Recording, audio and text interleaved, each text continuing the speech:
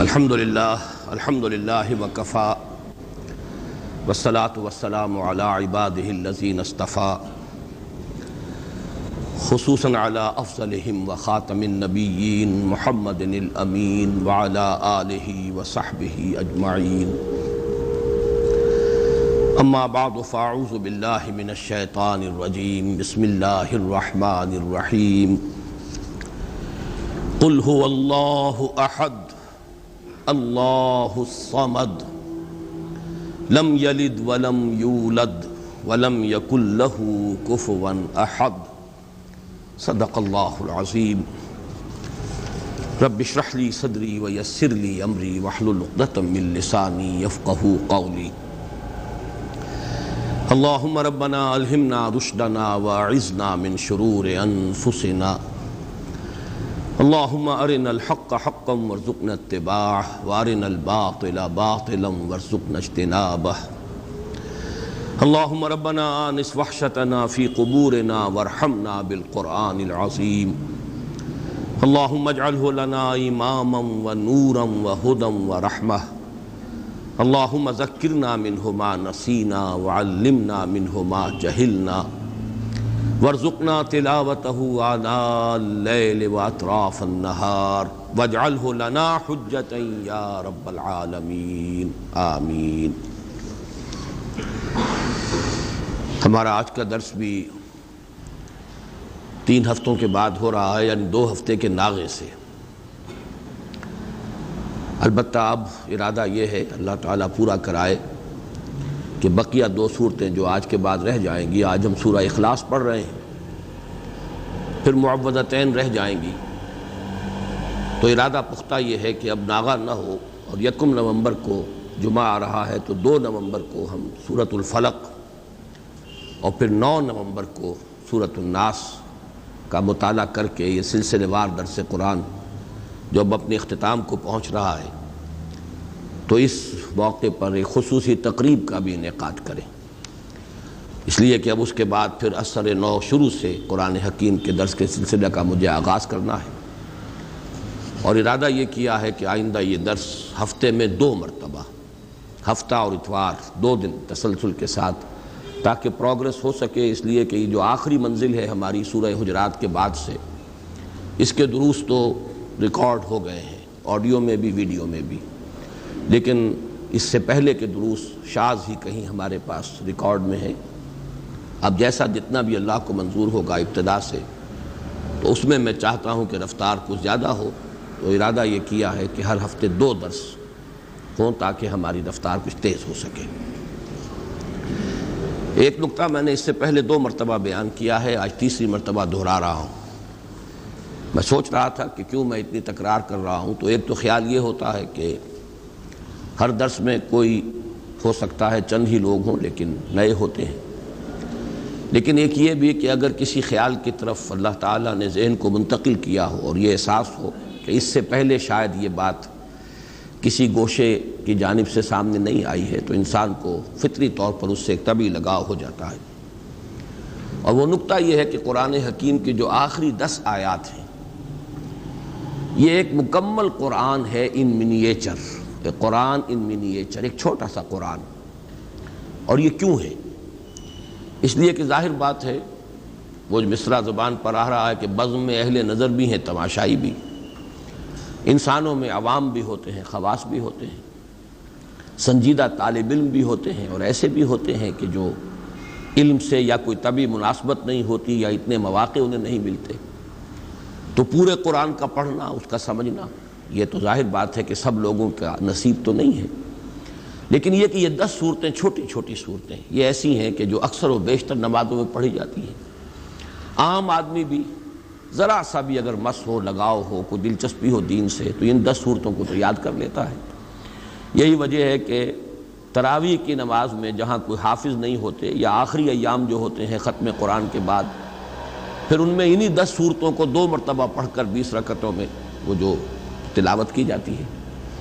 تو ان میں نے غور کیا تو نظر آیا کہ ایک تو دین کے جو تمام بنیادی تصورات ہیں وہ سب جمع ہو گئے، یہاں تک کہ جو بڑی اہم اصطلاحات ہیں، دین، دین کا بنیادی مفہوم کیا ہے، دین کا اصطلاحی مفہوم کیا ہے، دین کی نسبت اصلاً کس کی طرف ہے، مجازی نسبت کس کی طرف ہے، یہ سارے معاملات، رب کا مفہوم، ربوبیت کے تقاضے، یہ تمام عبادت جو گردان ہوئی ہے، قل یا ایھا الکافرون لا اعبد ما تعبدون ولا انتم عابدون ما اعبد ولا انا عابد ما عبدتم ولا انتم عابدون ما اعبد۔ اب آپ دیکھیے کہ وہ بنیادی اصطلاح ہے اور اس کو کس طریقے سے تکرار کے ساتھ سامنے لایا گیا ہے۔ صلاۃ، یہ بھی اس کے اندر، فویل للمصلین الذین هم عن صلاتهم ساہون، سورۃ الکوثر میں فصل لربک وانحر ان شانئک هو الابتر۔ تو واقعہ یہ ہے کہ اگر یہ 10 صورتیں بھی انسان نے پڑھ لی، اور ظاہر بات ہے سورہ فاتحہ تو ہر مسلمان جانتا ہی ہے، پڑھتا ہی ہے، ہر نماز کی رکعت میں پڑھتا ہے، لیکن یہ 10 صورتیں بھی اگر کوئی عام انسان سمجھ لے تو واقعہ یہ ہے کہ دین کے جو بنیادی تصورات ہیں اس کی گرفت میں آ جائیں گے، پھر ان کو یاد رکھنا آسان، ان کو دہراتے رہنا آسان۔ دوسرا اسی کا ذیلی نکتہ یہ ہے کہ اس میں ایک عجیب ترتیب مجھے محسوس ہوئی کہ پہلی 7 صورتوں کا تعلق در حقیقت سیرت النبی سے ہے، اور آخری 3 جن میں سے پہلی آج ہم پڑھ رہے ہیں، یہ دین کی بنیادی تعلیم جو ہے توحید۔ عام طور پر سمجھا جاتا ہے کہ صرف سورہ اخلاص توحید کی صورت ہے، اصل میں معوذتین بھی توحید ہی کی صورتیں ہیں، یہ میں بعد میں بیان کروں گا، اس لیے کہ در حقیقت سورہ اخلاص کی جو دوسری آیت ہے، اللہ الصمد، اللہ ہی وہ ذات ہے جس کی پناہ طلب کی جا سکتی ہے، جس کی طرف رجوع کیا جا سکتا ہے، جس کی پشت پناہی جو ہے چاہی جا سکتی ہے۔ یہ پناہ میں آنا، پشت پناہی طلب کرنا، یہی تو معوذتین کا مضمون ہے۔ تو معوذتین در حقیقت دونوں جو ہے اس اللہ الصمد ہی کی شرح پر مشتمل ہے، اور یہ وہ توحید عملی ہے۔ بہرحال 3 صورتیں آخری جو ہیں وہ تو توحید کا نہایت عظیم خزانہ۔ پہلی 7 صورتوں میں ایک عجیب حسن ترتیب کے ساتھ سیرت کے مضامین ہیں۔ کسی بھی انسانی شخصیت کی سیرت لکھی جائے، اس کی لائف بائیوگرافی لکھی جائے، پہلی بات یہ ہوگی کب ولادت ہوئی، کہاں ولادت ہوئی۔ سورۃ الفیل کیا ہے؟ عام الفیل میں ولادت ہوئی ہے، اور وہ اصحاب الفیل کون تھے؟ جو خانہ کعبہ کو ڈھانے کے لیے ارادے سے آئے تھے، مکہ مکرمہ میں ہے، تو گویا کہ یہ حضور صلی اللہ علیہ وسلم کی ولادت کے ساتھ منسلک ہے سورۃ الفیل۔ پھر یہ کس قوم سے تھے، کس قبیلے سے تھے، کیا آپ کا خاندان کا حسب نسب کیا ہے؟ سورۃ القریش کیا ہے؟ قریش آپ کا قبیلہ ہے جس کے آپ ایک فرد ہیں، ان کا کیا مقام تھا، اللہ کے ان پر کیا احسانات تھے، کس طرح انہوں نے ان احسانات کی ناشکری کی ہے، یہ ہے سورۃ القریش کا مضمون۔ لإلاف قریش إیلافہم رحلۃ الشتاء والصیف فلیعبدوا رب ھذا البیت الذی اطعمہم من جوع وآمنہم من خوف۔ پھر تیسری صورت، جس ماحول میں آپ پیدا کیے گئے، جہاں آپ کو اپنا عظیم فرض منصبی ادا کرنا تھا، اس کے کردار اور اخلاق کا عالم کیا تھا، یہ جو سورہ مبارکہ ہے۔ ارأیت الذی یکذب بالدین فذلک الذی یدع الیتیم ولا یحض علی طعام المسکین فویل للمصلین الذین هم عن صلاتهم ساہون الذین هم یراؤون ویمنعون الماعون۔ یہ سارا کس کا بس بیان ہو رہا ہے؟ اہل مکہ کے حالات، ان کی اخلاقی پستی، دینی اعتبار سے جو زوال وہ آ چکا تھا، دین ابراہیمی کے جو مس کر چکے تھے، نماز کا حلیہ بگاڑ چکے تھے، کوئی نیکی تھی تو صرف ریاکاری کی نیکی تھی، حقیقت بر سے بالکل محروم۔ یہ وہ ماحول تھا جس میں کہ آپ کو یہ عظیم کام جو ہے سونپ کر بھیجا گیا، اصلاح کا اور انقلاب کا۔ پھر آپ کا ذاتی مقام و مرتبہ کیا ہے؟ انا اعطیناک الکوثر فصل لربک وانحر۔ اسی میں یہ کہ مخالفت ہوگی، لیکن آپ کے مخالفین خائب و خاسر ہوں گے، ناکام ہوں گے۔ ان شانئک ھو الابتر۔ قل یا ایھا الکافرون کیا ہے؟ جب یہ مخالفت اور یہ تصادم، کشاکش حق و باطل کی اپنی انتہا کو پہنچ کر پھر ذرا نرمی پر آئی ہے اور مصالحت کی باتیں شروع ہوئی ہیں، تو یہ اعلان برات، قل یا ایھا الکافرون لا اعبد ما تعبدون ولا انتم عابدون ما اعبد، یوں سمجھیے کہ پورا مکی دور اس میں آ گیا۔ اور آخری 2 صورتیں یہ انجام ہے، جیسا کہ میں عرض کر چکا ہوں، یہ ایک آیت کو 2 حصوں میں تقسیم کر دیجئے، جو سورہ بنی اسرائیل کی آیت ہے، قل جاء الحق وزهق الباطل اذا جاء نصر اللہ والفتح ورأیت الناس يدخلون فی دین اللہ افواجا۔ اس میں حضور صلی اللہ علیہ وسلم کی حیات طیبہ کے آخری دور کا نقشہ آ گیا، اور یہ کہ جو آپ کے سب سے کٹر دشمن تھے، سب سے زیادہ معاند ابو لہب اور اس کی بیوی، عورتوں میں سر فہرست ام جمیل، اور مردوں میں سب سے زیادہ یوں جس کے لیے میں نے وہ بڑے ثقیل الفاظ بھی آپ کو سنائے تھے، جو کہ یوں سمجھیے کہ نکما ترین انسان جو ہو سکتا ہے، پست ترین اخلاق کا اور سخت ترین مخالف اور قریب ترین عزیز، یہ سارے ترین جمع کیجئے تو وہ ایک شخص بنتا ہے ابو لہب، لیکن اس کے ہاتھ ٹوٹ گئے، وہ برباد ہو گیا، وہ تباہ ہو گیا۔ یہ در حقیقت ان چاروں کو جمع کیا جائے، یہ جو دونوں میں نے آپ کو صورتیں بیان کی ہیں، تو یہ ہے در حقیقت نبی اکرم صلی اللہ علیہ وسلم کے مشن کا وہ آخری وقت کہ آپ کا وہ مشن مکمل ہوا۔ تو یہ 7 صورتیں در حقیقت حضور صلی اللہ علیہ وسلم کی سیرت کے ساتھ متعلق ہیں۔ باقی جو علم کے موتی ہیں، معرفت کے اعلیٰ علمی مضامین جو ہیں، وہ ان سے قطع نظر، وہ تو جو بھی ہیں ہمارے ان دروس میں بیان ہو گئے ہیں۔ پھر آخری 3 صورتیں جو ہیں، یہ ہے در حقیقت دین کی اصل تعلیم، لب لباب، دین توحید ہے اسلام۔ توحید 4 آیات میں سورہ اخلاص کے، اور پھر توحید ہی کا ایک عکس ہے۔ اور یہ توحید کیا ہے؟ توحید فی التعوذ، تعوذ پناہ صرف ایک کی طلب کی جائے۔ جیسے آپ کو معلوم ہے کہ توحید ہی کا تقاضا ہے توکل، توحید فی التوکل، بھروسہ سوائے اس کے اور کسی پر نہ ہو، اللہ تتخذوا من دونی وکیلا۔ اسی طرح یہ توحید تعوذ میں کس سے پناہ طلب کرو گے؟ استعاذہ، کون تمہیں پناہ دینے کی قدرت رکھتا ہے؟ قل اعوذ برب الفلق، قل اعوذ برب الناس۔ تو یہ چند نکات ہیں کہ جن کی طرف ذہن منتقل ہوا، اور میں نے چاہا کہ آج پھر آپ کے سامنے ہی بیان کر دوں۔ ایک دوسرا اہم مضمون جو میں بیان کرتا چلا آ رہا ہوں وہ یہ ہے کہ ان 10 صورتوں کے اندر ترتیب یہ ہے کہ پہلی 4 صورتیں تو نمایاں طور پر جوڑوں کی شکل میں ہیں۔ سورۃ الفیل، سورۃ القریش، یوں سمجھیے ایک ہی مضمون ہے، ایک ہی تصویر کے 2 رخ ہیں۔ پھر اسی طریقے سے اس سے اگلی صورت جو ہے وہ ارأیت الذی یکذب بالدین، سورہ معون، اور سورہ کوثر، یہ بھی ایک ہی تصویر کے 2 رخ ہیں۔ ایک کردار وہ ہے جن سے سابقہ ہے محمد الرسول اللہ صلی اللہ علیہ وسلم کو، ایک مقام و مرتبہ ہے محمد الرسول اللہ کا، یہ بھی ایک ہی مضمون ہے، جوڑا ہے۔ البتہ پھر سورہ کافرون ایک منفرد مزاج کی صورت ہے۔ اگلی 2 صورتیں نمایاں طور پر جوڑے کی شکل میں ہیں، جاء الحق وزهق الباطل، یہ در حقیقت ایک ہی تصویر کے 2 رخ ہیں۔ حق آ گیا، حق کو غلبہ ہو گیا، اللہ کی مدد آ گئی، اللہ کی نصرت آ گئی، اور لوگوں کو دیکھا کہ وہ فوج در فوج داخل ہو رہے ہیں اللہ کے دین میں۔ اور اسی بات کو تبت یدا ابی لہب وتب، انجام جو ہے حق آیا ہے تو باطل گیا ہے، روشنی آئی ہے تو ظاہر بات ہے کہ اندھیرا بھاگ گیا ہے، وہ ہے تبت یدا ابی لہب۔ تو یہ دونوں صورتیں ایک جوڑے کی شکل میں ہیں، لیکن سورہ کافرون یہاں منفرد مزاج کی حامل ہے۔ اسی طرح سورہ اخلاص یہ انتہائی منفرد ہے، یہ تو گویا کہ توحید کے مضمون پر مشتمل ہونے کے اعتبار سے بھی گویا کہ تقاضا بھی یہ تھا کہ یہ منفرد ہی ہو، اس کا جوڑا کوئی نہ ہو۔ اس سے بھی آپ کو معلوم ہے سورہ یاسین، یہ جب ہم وہ حصہ پڑھ رہے تھے قرآن مجید کا، تو میں نے بیان کیا تھا اس کا کوئی جوڑا نہیں، وہ قلب کے مانند ہے۔ وہ جو صورتیں وہاں 13 صورتیں آئی ہیں، ان میں یہ درمیان میں یہ سورہ مبارکہ جو ہے ان کو اس طریقے سے رکھا گیا ہے، بلکہ 21 صورتیں ہیں، وہ دو گروپس جو ہیں مکی صورتیں، 10 ادھر اور پھر 10 ادھر، درمیان میں یہ سورہ یاسین ہے پریزائڈنگ پوزیشن میں، اور وہ بالکل منفرد ہے۔ اسی طرح سورہ اخلاص منفرد ہے۔ اگلی 2 صورتوں کو اندھا بھی جانتا ہے کہ یہ جوڑا ہے، معوذتین نام ہی ان کا جو ہے، 2 صورتیں جن میں تعوذ کی تلقین ہوئی ہے، قل اعوذ برب الفلق، قل اعوذ برب الناس۔ تو یوں سمجھئے کہ یہ آخری 6 صورتیں جو ہیں 2 سہ سوروں کی شکل میں ہیں۔ یہ سہ سوروں کی شکل میں ہونے سے اب ایک نقشہ بھی میں نے بلکہ آج اپنے کاغذ پر تو کھینچا تھا کہ اگر آپ 2 مثلثیں ساتھ ساتھ ڈرا کر لیں، ایک مثلث ادھر ہے، ایک مثلث ادھر ہے، تو یہ سہ سوروں کو ریپرزنٹ کریں گی۔ پہلا سہ سورہ ہے کافرون، نصر اور لہب۔ کافرون ہے اوپر پریزائڈنگ پوزیشن میں، اور اس کے ساتھ متعلق ہے جوڑے کی شکل میں سورۃ اللہب اور سورۃ النصر۔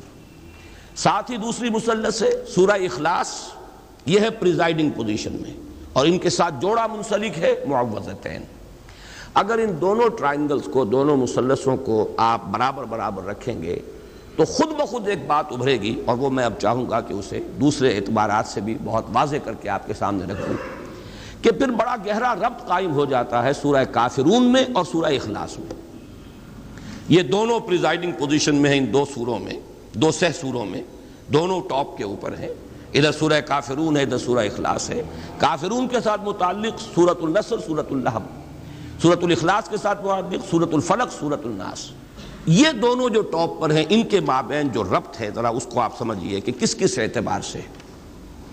اب نوٹ کیجئے، حضور کا عام طور پر معمول جو تھا، قرآن مجید کی قرأت جو آپ نماز میں کیا کرتے تھے، تو وہ قریب کے جوڑے آپ لیتے تھے، سورۃ الاعلیٰ اور سورۃ الغاشیہ۔ حالانکہ سورہ غاشیہ بڑی ہے تعداد آیات کے اعتبار سے، لیکن یہ کہ جمعے کی نماز میں اور عیدین کی نمازوں میں، چونکہ دونوں میں فذکر تذکیر کا حکم ہے، ان دونوں صورتوں کو جمع کرتے تھے، یا پھر سورہ جمعہ، سورہ منافقون، یہ آپ جمع کرتے تھے۔ لیکن بعض جگہوں پر آپ کا ہم نے معمول دیکھا کہ اس اصول سے ہٹ کر کہیں سے ایک صورت لی ہے، کہیں سے دوسری لی ہے، تو اس میں بھی کوئی نہ کوئی مناسبت ہوتی ہے۔ سورہ کافرون اور سورہ اخلاص کا عجیب معاملہ ہے کہ اہم ترین جو سنتیں ہمارے ہاں نماز کی جو شمار ہوتی ہیں، ان میں حضور کا معمول ان دونوں کو جمع کرنے کا ہے۔ فجر کی 2 سنتیں، پہلی رکعت میں سورہ کافرون، دوسری میں سورہ اخلاص، درمیان میں 2 سورتیں چھوڑ دیں آپ۔ اسی طریقے سے طواف کی 2 رکعتیں بہت مشہور، بہت ہے، طواف کے ساتھ ان کا ایک بڑا گہرا ربط، پہلی میں سورہ کافرون، دوسری میں سورہ اخلاص۔ یہ جو ربط اور تعلق ہے، اس کو اچھی طریقے سے سمجھ لیجئے کہ ان میں بڑی یعنی گہری مناسبت ہے ان دونوں صورتوں کے اندر۔ اور اسی کے ساتھ نوٹ کیجئے، یہی 2 صورتیں ہیں جن کے نام بے شمار ہیں اور ایک نام مشترک ہے۔ سورہ کافرون کے بارے میں یہ بات میں اس وقت بتانا بھول گیا کہ اس کا نام سورۃ الاخلاص بھی ہے۔ سورہ اخلاص ان دونوں صورتوں کا نام ہے، ویسے وہ زیادہ مشہور سورہ کافرون کے نام سے ہے، لیکن یہ کہ اس کے بھی نام بہت ہیں، اس کے بھی نام بہت ہیں۔ آج جو میں اس سورہ مبارکہ کے نام ہے وہ تو میں بعد میں آپ کو گنواؤں گا بھی، سورہ اخلاص کے نام۔ اور یہ عربوں کے اس مزاج کے مطابق ان کا ایک ذوق تھا، جس چیز سے انہیں زیادہ محبت ہوتی تھی، جس چیز کی زیادہ عظمت ہوتی تھی، اس کے نام بہت زیادہ رکھ دیتے تھے، مختلف پہلوؤں سے، مختلف صفات کے اعتبار سے۔ شیر کے آپ کو یہ ہزاروں لفظ مل جائیں گے۔ اب شیر کی ہر ادا کے اعتبار سے اس کا ایک علیحدہ نام ہو جائے گا، تلوار کے لیے، گھوڑے کے لیے، بے شمار ان کے نام ہوں گے۔ اسی طرح جن صورتوں سے خصوصی محبت تھی صحابہ کرام کو، تو ان صورتوں کے انہیں نام رکھے، ایک سے بہت زیادہ۔ ان دونوں صورتوں کا یہ بھی وصف مشترک ہے۔ الاخلاص دونوں کا نام ہے، المقشقشہ نام دونوں کا ہے۔ اچھا، اس میں جو اصل ربط ہے اس کا پہچانیے، مانوی ربط۔ یہ سورہ کافرون اور سورہ اخلاص کے مابین بڑی یعنی مانوی جو ان دونوں کا ربط ہے، اس کے اعتبار سے اہم بات ہے کہ سورہ کافرون میں ما اعبد، جسے میں پوجتا ہوں، یہ 2 مرتبہ آیا۔ تم نہیں پوجو گے جسے میں پوجتا ہوں، یا تم نہیں پوجتے ہو جسے میں پوجتا ہوں، اور میں نہیں پوجوں گا جسے تم پوجتے ہو، اور میں نہیں پوجتا جنہیں تم پوجتے ہو۔ ایک فطری سوال اٹھتا ہے کہ آپ کسے پوجتے ہیں؟ وہ کون ہے؟ اس کی صفات کیا ہے؟ اس کی شان کیا ہے؟ جیسے کہ روایات میں بھی الفاظ آتے ہیں کہ حضور سے پوچھا گیا صف لنا ربک، صفت بیان کیجئے نا ذرا، آپ کس کو پوچھتے ہیں؟ اسی طرح کہا گیا انصب لنا ربک، اپنے رب کا نسب نامہ ذرا بیان تو کریں، کس کو پوچھتے ہیں آپ؟ اس کے پیچھے جو اصل مسئلہ ہے وہ سمجھ لیجئے کہ جہاں تک لفظ اللہ ہے وہ تو مشترک ہے، وہ بھی اللہ کو پوچھتے تھے۔ یہ تو نہیں تھا کہ وہ اللہ کو نہیں مانتے تھے، اللہ کو مانتے تھے، اللہ کو پوچھتے تھے، اللہ سے دعائیں کرتے تھے، اللہم اللہم پکارتے تھے اللہ کو۔ تو کیسے کہتے ہیں حضور کہ میں جسے میں پوچھتا ہوں تم نہیں پوچھتے؟ مطلب کیا ہوا اس کا کہ نام مشترک ہے، تم نے اس کے صفات کچھ اور بنا لیے ہیں، تم نے اس کے ساتھ کچھ ایسی چیزیں شامل کر دی ہیں، وہ تمہارے اپنا ذہن کا تراشیدہ اللہ ہے، وہ اللہ نہیں ہے جس سے میں پوچھتا ہوں۔ کہ یاراں دیگرے رامی پرستند، نام مشترک ہے لیکن میں اس اللہ کو نہیں پوچھتا جسے تم پوچھتے ہو، وہ اللہ کوئی اور اللہ ہے، وہ تمہارے ذہن کا تراشیدہ اللہ ہے، اس کی صفات تم نے خود کوئی گھڑ لی ہے، اس کو تم نے گرا دیا ہے، مخلوقات کی صف میں لا کے کھڑا کر دیا، وہ میرا معبود نہیں ہے، میرا معبود کوئی اور ہے۔ نام سے دھوکہ نہ کھاؤ، نام مشترک ہے لیکن ان کا مدلول، اس نام کا اصل مصداق، اس نام سے مراد، اس نام کا مسمى بالکل جدا ہے۔ وہ ہے در حقیقت، وہ کون ہے؟ اس کا جواب ہے قل هو اللہ احد اللہ الصمد لم یلد ولم یولد ولم یکن له کفوا احد۔ تو معلوم یہ ہوا کہ چاہے نام مشترک تھا، قرآن مجید میں بارہا اس درس کے دوران میں نے آپ کو سنایا ہے کہ قرآن میں آتا ہے، ان سے پوچھئے آسمان زمین کس نے پیدا کیے؟ کہیں گے اللہ نے پیدا کی۔ من خلق السماوات والارض قل اللہ، یقول وہ کہیں گے اللہ، لیکن یہ کہ یہ اللہ کے ساتھ انہوں نے جو اور تصورات شامل کر لیے ہیں، اب وہ اللہ نہیں رہا ہے جس کو میں پوچھتا ہوں۔ نام کا اشتراک ضرور ہے میرے اور تمہارے مابین، باقی یہ کہ اس اللہ کی شان بالکل جدا ہے اس معبود سے کہ جس کو تم پوج رہے ہو۔ اور وہ معبود کون ہے؟ وہ یہ ہے کہ جو اس سورہ مبارکہ میں بیان ہو رہا ہے، جس کی صفات کا، جس کی شانوں کا تذکرہ یہاں کیا جا رہا ہے۔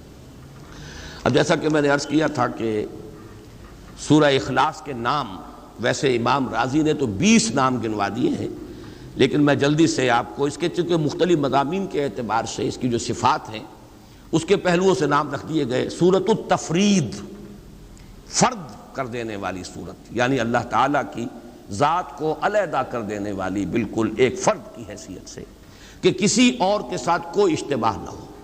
سورۃ التجرید، مجرد کر دینے والی، تمام وہ صفات جو ہیں کہ جن کے ساتھ متصف کر دیا گیا ہے دوسرے الہہ کو، ان سب سے علیحدہ کر دینے والی۔ سورۃ التوحید، سورۃ النجات، سورۃ الولایہ، سورۃ النسبہ، سورۃ المعرفہ، سورۃ الجمال، سورۃ المقشقشہ، سورۃ الصمد۔ یہ بھی نوٹ کیجئے، پورے قرآن حکیم میں چونکہ صرف یہی سورہ مبارکہ ہے جس میں الصمد کا لفظ آیا ہے، بلکہ نہ اس مادے سے کہیں کوئی لفظ آیا ہے، نہ کوئی نکرہ، نہ کوئی معرفہ، نہ کوئی اس سے مشتق، بلکہ اس مادے سے بس یہی ایک لفظ آیا ہے جو سورہ مبارکہ میں الصمد۔ تو سورۃ الصمد، سورۃ الاساس، یہ مختلف نام ہیں، اور جیسا کہ میں عرض کر چکا ہوں یہ ہے اصل میں اس بنیاد پر کہ عربوں کا مزاج تھا۔ یہ در حقیقت ان کے بہت ہی زیادہ یعنی قادر الکلام ہونے کا ایک مظہر ہے، ان کے اندر جو فصاحت و بلاغت کا ایک خاص ذوق تھا کہ اب ایک ہی شخص ہے فرض کیجئے، لیکن اس کے بہت سے اس کی صفات ہوں گی، اس کی شانیں، اس کی ادائیں، تو ہر ادا کے حوالے سے اس کا ایک علیحدہ نام، اس صفت کے حوالے سے اس کا نام۔ جیسے کہ آپ کو معلوم ہے خود اللہ تعالیٰ کے نام تمام کے تمام صفات ہی ہیں، اللہ کی ہر صفت کے ساتھ الف لام جوڑ دیجئے تو وہ اللہ تعالیٰ کا نام بن جاتا ہے۔ تو اس اعتبار سے جن چیزوں سے محبت زیادہ ہوتی تھی، جس سے عقیدت ہو یا جس سے کی عظمت کا کوئی دل میں نقش قائم ہو، اس کے لیے وہ بہت سے نام رکھ دیتے تھے۔ ایک یہ کہ اس سورہ کا زمانہ نزول کیا ہے، یہ بھی ایک اہم مضمون ہے۔ یہ سورہ مبارکہ ان چند صورتوں میں سے ہے جن کے بارے میں بالآخر یہ کہا گیا کہ یہ 2 مرتبہ نازل ہوئی، اس لیے کہ بہت سی روایات ہیں جو اس طرح دلالت کرتی ہیں کہ یہ مکی صورت ہے، اس لیے کہ مشرکین مکہ نے سوال کیا تھا کہ صف لنا ربک یا انصب لنا ربک، ذرا بیان کیجئے کیا آپ کس کو پوجتے ہیں؟ آپ کہتے ہیں کہ میں نہیں پوجتا اسے جنہیں تم پوجتے ہو، اور تم نہیں پوجتے اسے جسے میں پوجتا ہوں، تو آپ کسے پوجتے ہیں؟ ہمیں ذرا بیان کیجئے اس کی شان کیا ہے، اس کی صفات کیا ہے۔ تو اس اعتبار سے مکے میں ہی یہ سورہ مبارکہ نازل ہوئی، بہت سی اس کی جو ہے وہ روایات موجود ہیں۔ بعض روایات یہ کہ یہود نے سوال کیا تھا کہ آپ اللہ کی توحید کا اور اللہ کو پر ایمان لانے کی جو دعوت دے رہے ہیں تو کیا صفات ہیں اس کی، تو یہ سورہ مبارکہ نازل ہوئی۔ تو یہ مختلف روایات ہیں، اور اس پر میں سمجھتا ہوں کہ حق ادا کر دیا ہے مولانا مودودی مرحوم نے تفہیم القرآن کے، اس کا جو اب ہر سورت کا وہ ایک مقدمہ لکھتے ہیں، تو تمام روایات جمع کر دی ہیں، اور پھر ایک بہت ہی اہم اور بہت فیصلہ کن قول فیصل جو ہے انہوں نے لکھا ہے، بہت جامع، اور اس سے ثابت یہی ہے، اکثر لوگوں کی رائے بھی یہی ہے، لیکن اس کو بیان کرنے کا اسلوب وہاں پر بہت عمدہ ہے مولانا مودودی مرحوم کا، اور وہ یہ کہ یہ ہے مکی، لیکن چونکہ جب بھی حضور سے پوچھا گیا اللہ کے بارے میں تو حضور نے یہی صورت پڑھ دی، تو مغالطہ ہو گیا لوگوں کو، شاید یہ ابھی نازل ہوئی ہے، اور یہ میں پہلے بھی بیان کر چکا ہوں۔ جیسے وہ مشہور واقعہ جو حضرت عمر رضی اللہ تعالیٰ عنہ کا حضور کے انتقال کے بعد جو جذباتی ایک کیفیت ہو گئی تھی، اور آپ نے تلوار کھینچ لی تھی اور فرمایا تھا کہ جو کہے گا کہ محمد کا انتقال ہو گیا اسے قتل کر دوں گا، تو یہ خاص جذباتی کیفیت تھی، ایک جذب کا عالم تھا۔ تو اس وقت حضرت ابو بکر رضی اللہ تعالیٰ عنہ نے جب کھڑے ہو کر خطبہ دیا ہے، من کان یعبد محمدا فإن محمدا قد مات ومن کان یعبد اللہ فإن اللہ حی لا یموت، اور پھر آیت پڑھی وما محمد الا رسول قد خلت من قبلہ الرسل افإن مات او قتل انقلبتم علی اعقابکم۔ تو حضرت عمر اپنا یہ تاثر بیان کرتے ہیں کہ مجھے محسوس ہوا جیسے یہ آیت مبارکہ ابھی نازل ہوئی۔ اب ظاہر بات ہے حضرت عمر کا معاملہ تو اور ہے، وہ تو قرآن کے جاننے والے اور قرآن کے عالم تھے، انہیں معلوم تھا یہ کہ آیت کب نازل ہوئی ہے، لہذا انہوں نے تو الفاظ یہ کہ گویا کہ ابھی نازل ہوئی ہے، یعنی اس وقت کا تاثر اتنا گہرا ہوا اس آیت کے پڑھنے کا، جو حضرت ابوبکر نے جب اس کا حوالہ دیا تو تاثر اتنا گہرا تھا خود حضرت عمر کے دل پر کہ آپ فرماتے ہیں کہ میں نے محسوس کیا کہ گویا یہ آیت ابھی نازل ہوئی۔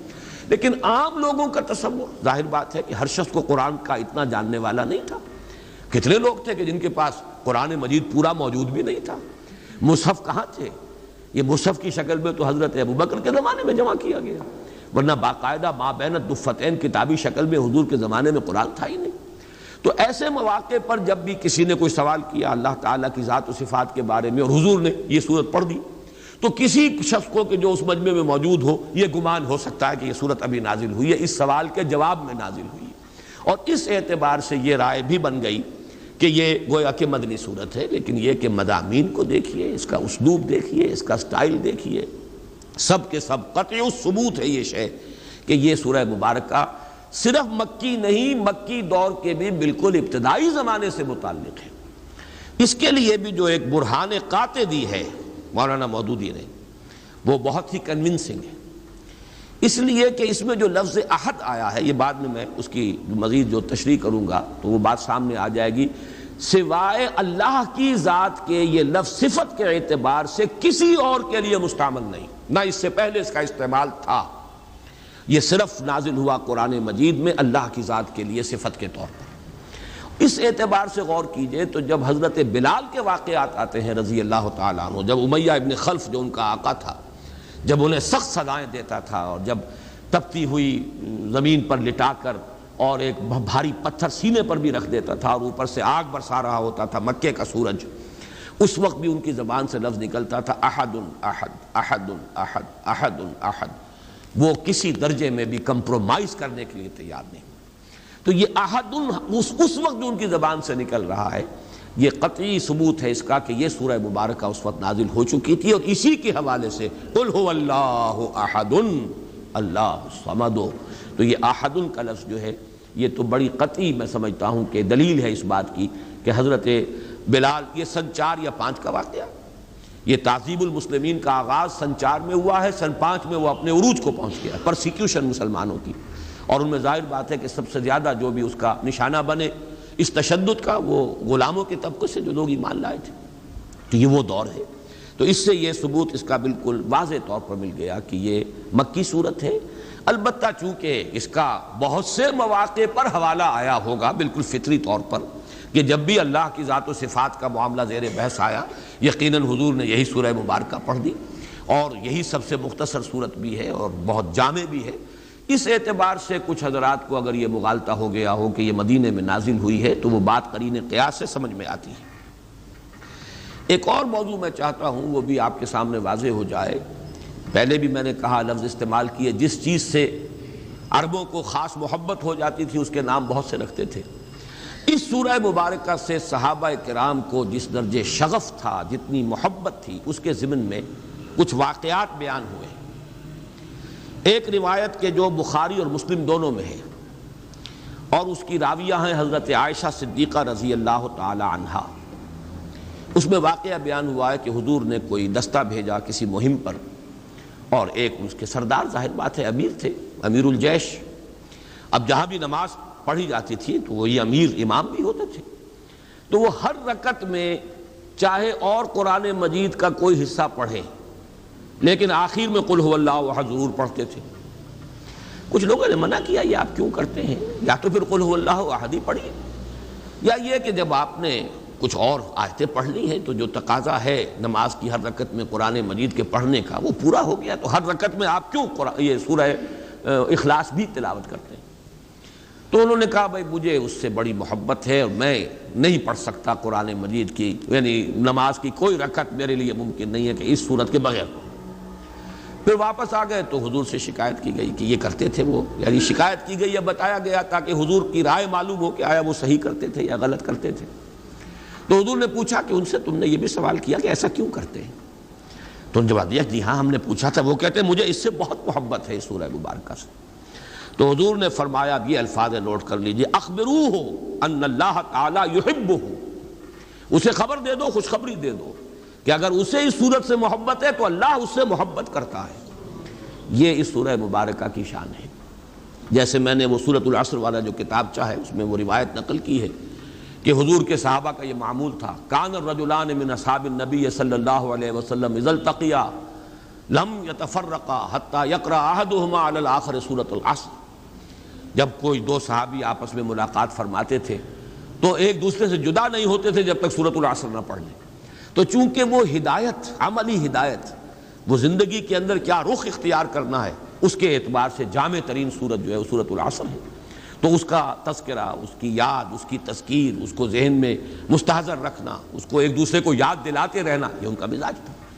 اسی طرح یہ سورہ مبارکہ اللہ تعالیٰ کی توحید پر جس قدر جامع ہے اس کے حوالے سے صحابہ کا اسی طرح کا واقعہ جو ہے بخاری میں ایک اور روایت ہے حضرت انس سے رضی اللہ تعالیٰ عنہ، یہ ذرا اس سے برعکس معاملہ ہے۔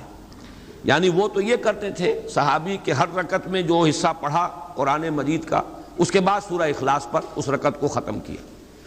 یہ مسجد قباء میں ایک امام مقرر کیے گئے، انصار کا قبیلہ تھا یہ جو آباد تھے قباء کی بستی میں، تو وہاں جو جن صاحب کو امامت کے جو فرائض سر انجام دیتے تھے مسجد قباء میں، ان کا طرز عمل یہ تھا کہ ہر رکعت میں پہلے سورہ اخلاص پھر کوئی اور مقام۔ یہ گویا کہ بات تو وہی ہوئی، لیکن یہ ان سے بھی آگے تھے اس معاملے میں کہ ہر رکعت میں پہلے سورہ اخلاص اور اس کے بعد کوئی اور آیات۔ ان سے بھی یہی معاملہ ہوا، ان سے بھی کہا گیا آپ ایسا کیوں کرتے ہیں، اور پھر یہ کہ ان کی بھی بات پہنچائی گئی حضور تک۔ حضور نے بلایا، کیوں کرتے ہو ایسا؟ ان کا حضور مجھے اس صورت سے بہت محبت ہے۔ آپ نے فرمایا حبک ایہا ادخلک الجنہ، تیری جو محبت اس صورت سے ہے وہ تجھے جنت میں پہنچا دے گی، بلکہ الفاظ تو یہ اس نے تجھے جنت میں داخل کر دیا، ادخلک الجنہ، داخل کر دیا اس نے تجھے جنت میں، اس محبت نے کہ جو تجھے اس سورہ مبارکہ سے۔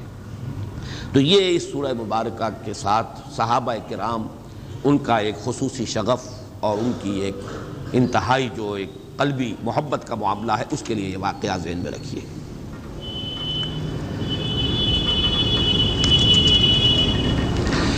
اس صورت کے بارے میں ویسے تعجب کے ساتھ بیان کر رہا ہوں کہ مولانا اصلاحی صاحب نے ایک جملہ لکھا ہے، بعض لوگ اسے ثلث قرآن کے مساوی قرار دیتے ہیں، حالانکہ صحیح ترین روایات میں یہ خود حضور کا قول ہے۔ یعنی مجھے حیرانگی اس پر ہے کہ اتنی صحیح، اچھا قول قبول بھی کر رہے ہیں، اس کی توجیہ بھی بیان کر رہے ہیں۔ یہ ثلث قرآن کیوں ہے؟ اس لیے ہے کہ اگر دین کا آپ تجزیہ کریں گے، دین کی جڑ و بنیاد ایمان ہے، ایمان کے 3 اجزاء ہیں، توحید، معاد اور رسالت۔ یہ 3 بنیادی آرٹیکلز آف فیتھ جنہیں آپ کہیں گے، ان کا نام مجموعی ایمان ہے۔ ایمان جڑ ہے دین کی، بنیاد ہے۔ لہذا جب 3 میں سے ایک کے اوپر یہ نہایت جامع صورت ہو گئی تو معلوم یہ ہوا کہ پھر یہ ثلث قرآن کے مسائل توجیہ بھی کر رہے ہیں، قول بھی نقل کر رہے ہیں، لیکن وہ قول جو محمد الرسول اللہ صلی اللہ علیہ وسلم کا ہے اور جو صحیح ترین احادیث میں وارد ہوا ہے، اس کی طرف بھی حوالہ اس طرح دینا یہ مجھے سمجھ میں نہیں آتا ہے۔ ظاہر بات ہے کہ یہ تفسیر کا حصہ، تدبر قرآن کا یہ حصہ مولانا اصلاحی صاحب نے اب اس عمر کو پہنچ کر لکھا ہے جس میں قوا ضعیف ہو جاتے ہیں، اور معلوم ایسا ہوتا ہے کہ کچھ حدیث نبوی سے کچھ ایسا بعد پیدا ہو چکا تھا مزاج میں کہ جہاں انہیں اختلاف ہے وہاں تو ظاہر بات ہے کہ وہ جس حدیث کو بھی چاہیں اٹھا کر پھینک دیں، وہ تو اس لیے کہ اختلاف ہے انہیں، اس کے اوپر جو جرح کرنی ہو، جو نقد کرنی ہو، لیکن جہاں اتفاق ہے اس مضمون سے اتفاق ہے جو اس حدیث میں بیان ہوا، لیکن اس کا حوالہ بھی حدیث کے اعتبار سے نہیں دے رہے، میں اس پر سوائے تعجب کے اور کسی بات کا اظہار نہیں کر سکتا۔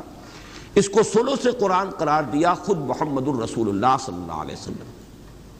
یہ روایت مسلم، صحیح مسلم میں ہے حضرت ابو الدرداء رضی اللہ تعالی عنہ سے، اور صحیح بخاری میں ہے حضرت ابو سعید الخدری رضی اللہ تعالی عنہ سے، اور حضرت ابن عباس اور حضرت انس سے بھی مروی ہے۔ مختلف روایات دوسری اور جو صحائف 6 کی کتابیں ہیں، بقیہ جو ہیں 4 کتابیں، ان میں روایات ہیں بہت سے صحابہ سے، اور اس میں یہ ہے کہ حضور نے فرمایا کہ کیا تم میں سے کسی شخص کے لیے یہ ممکن نہیں ہے کہ ہر رات 1/3 قرآن پڑھ لیا کرے؟ تو صحابہ نے عرض کیا حضور کس کے لیے یہ ممکن ہے؟ ظاہر بات ہے مشقت ہے، دن کی محنت ہے، وہاں کوئی اس طرح کے مرفہ الحال لوگ تو شاذ ہی کوئی ہوں گے، بڑی محنت اور مشقت کے ساتھ اپنے معاش کا معاملہ چلتا تھا۔ ثلث قرآن، 1/3 قرآن، 10 پارے قرآن ہر رات کو پڑھنا کس کے لیے ممکن ہے؟ تو آپ نے فرمایا سورہ اخلاص پڑھ لیا کرو، وہ ثلث قرآن کے مساوی ہے۔ اب یہ جو یعنی حدیث ہے جو اس سورہ مبارکہ کی عظمت اور اس کی فضیلت کو بیان کر رہی ہے، یہ حدیث جیسا کہ میں نے آپ کو بتایا مسلم شریف میں ہے حضرت ابو الدرداء سے، بخاری شریف میں ہے حضرت ابو سعید خدری سے، اور بقیہ کتابوں میں بھی ہے بہت سے صحابہ سے۔ اور اس کی وجہ کیا ہے؟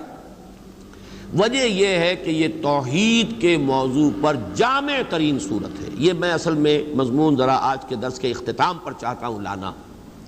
ویسے یہاں صرف اشارہ کر دوں کہ آج سے کوئی 15 یا 17 سال قبل میں نے ایک تقریر ریڈیو پر کی تھی آیت الکرسی پر، وہ چھپی ہوئی بھی ہے۔ اس میں نے ایک بات کہی تھی جس کی میں اس وقت اصلاح کرنا چاہتا ہوں کہ اس میں مجھ سے ایک غلطی ہوئی بیان کرنے میں۔ وہ غلطی یہ ہوئی کہ میں نے یہ قرار دیا، وہاں تقابل کیا کہ آیت الکرسی توحید فی الصفات پر جامع ترین آیت ہے، اور حضور کے چونکہ الفاظ ہیں کہ قرآن مجید کی آیات کی سردار آیت الکرسی ہے، تمام آیات قرآنیہ میں سب سے زیادہ افضل اور سردار تمام آیات کی آیت الکرسی ہے۔ کیوں ہے؟ توحید پر ہے، لیکن توحید اس میں اس وقت مجھے یہ محسوس ہوا کہ زیادہ اس میں توحید صفات کا بیان ہے۔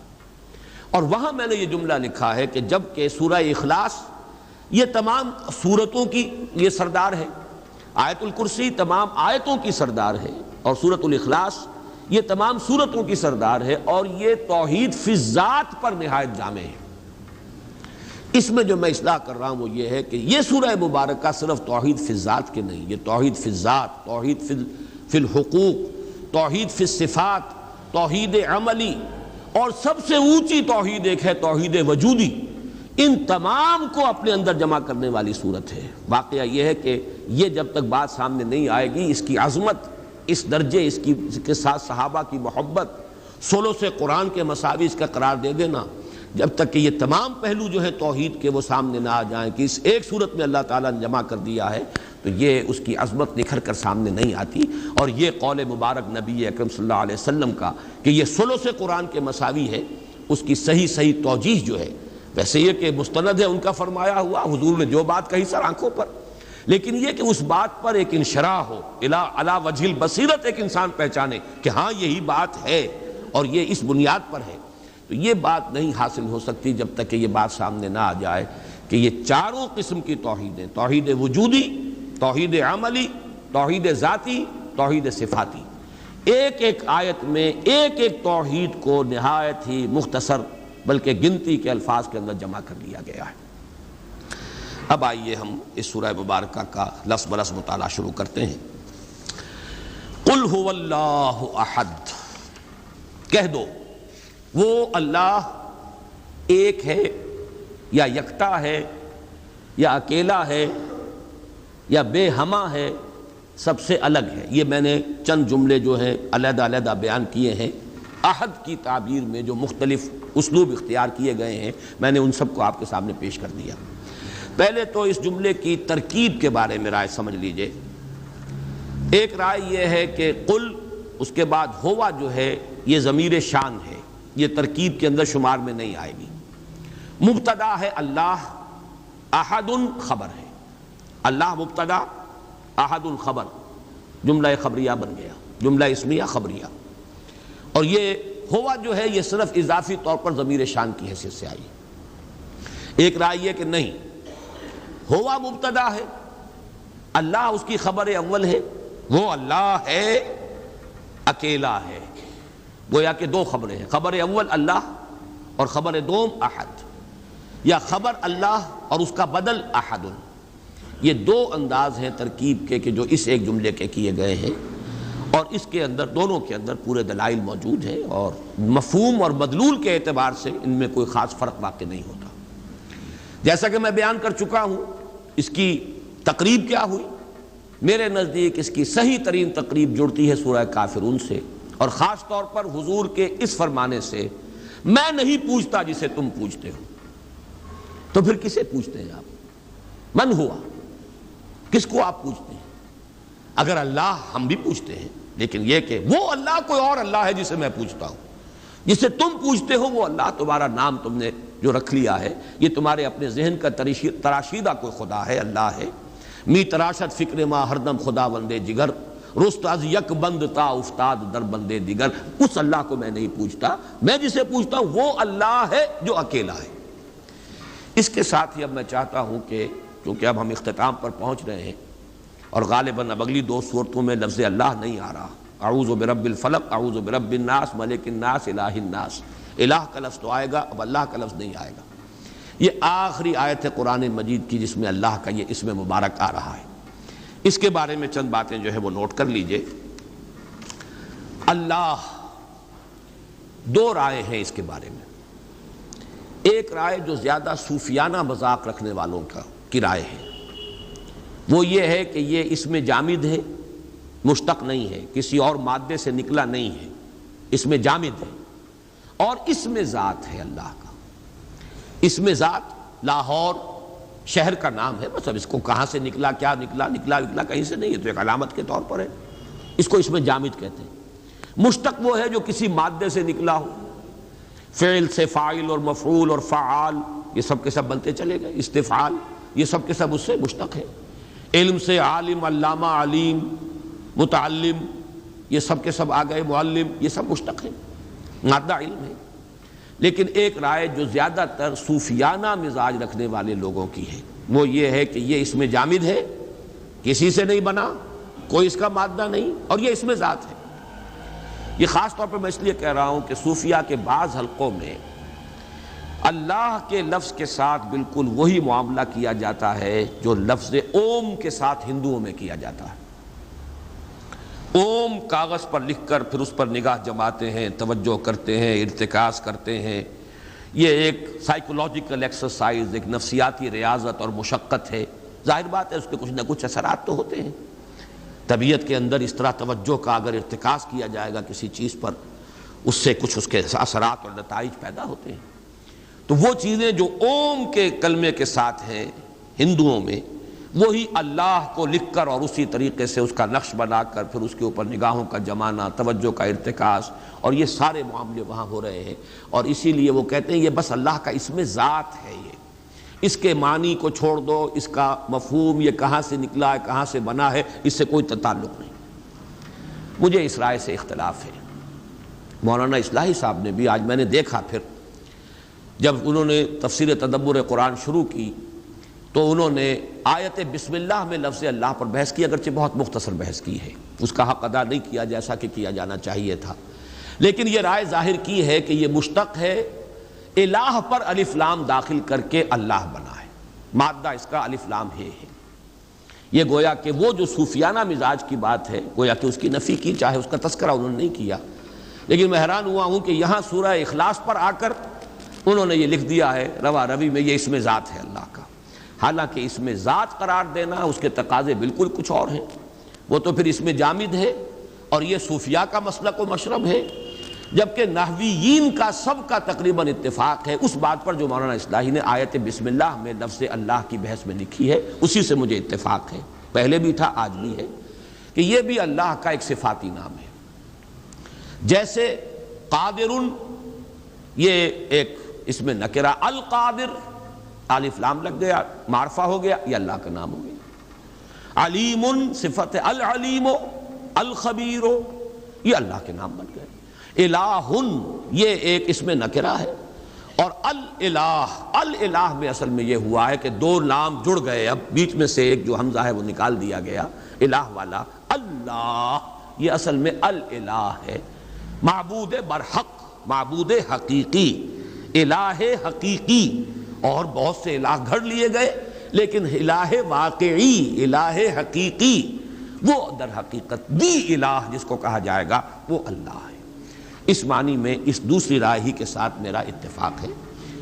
باقی یہ کہ یہ لفظ اس کا مادہ کیا ہے، یہ آج پھر میں سرسری طور پر آپ کو بتا دینا چاہتا ہوں کہ واقعہ یہ ہے کہ اللہ تعالیٰ کی ذات و صفات کے لیے اور اس کے ساتھ بندوں کے ذہنی، قلبی اور نفسیاتی جو ربط اور تعلق اور نسبت قائم ہو سکتے ہیں، ان سب کی تعبیر کے لیے اس سے زیادہ جامع مادہ کوئی ممکن نہیں تھا، اس لیے کہ عربی زبان میں الہ یا الہو اس کے معنی ہے عبادہ، الہ یا الہو عبادہ، کسی کی عبادت کی، تعلہ بھی آتا ہے، یہ باب تفاعل سے کسی کو معبود بنا لینا۔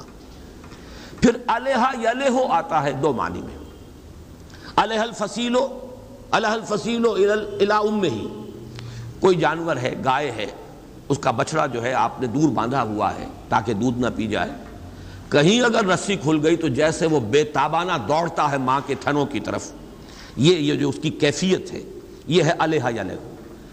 الہ الفصیل الی امہ، وہ بچہ جو ہے جو ماں سے جدا کر دیا گیا تھا، اس کو وہ دوڑا لپکا والہانہ انداز میں اپنی ماں کی طرف، تو الہ یلہ جو ہے لپکنا والہانہ انداز میں۔ پھر اسی کا ایک مفہوم ہے الہ کا تحیرہ، متحیر ہو گیا، کچھ سمجھ میں نہیں آ رہی۔ یہ بھی در حقیقت اللہ کی ذات کے بارے میں انسان جتنا غور کرے سوائے تحیر کے کچھ حاصل نہیں۔ یہ فلسفیوں کا جو آخری تصور ہو سکتا ہے اللہ کے بارے میں، غور و فکر کرنے والوں کا، سوچنے والوں کا، وہ یہ ہے کہ کس نقصد و نقصایت بحکمتی معمارہ، کچھ نہیں جان سکتے اس کے بارے میں ہم۔ تحیر کے سوا ہاتھ میں کچھ نہیں آتا۔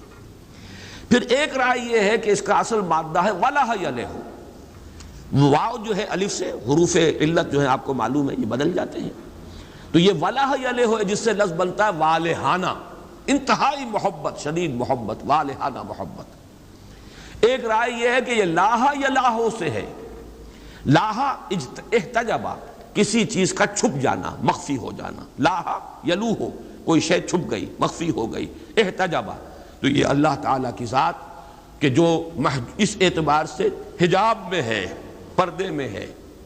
اگرچہ بڑا پیارا جملہ ہے امام راضی کا، میں نے آپ کو بہت سے مواقع پر سنایا ہے، فَسُبْحَانَ الَّذِي احْتَجَبَ لِشِدَّةِ ظُهُورِهِ، پاک ہے وہ ذات جو چھپ گئی ہے اپنے ظہور کی شدت کی وجہ سے۔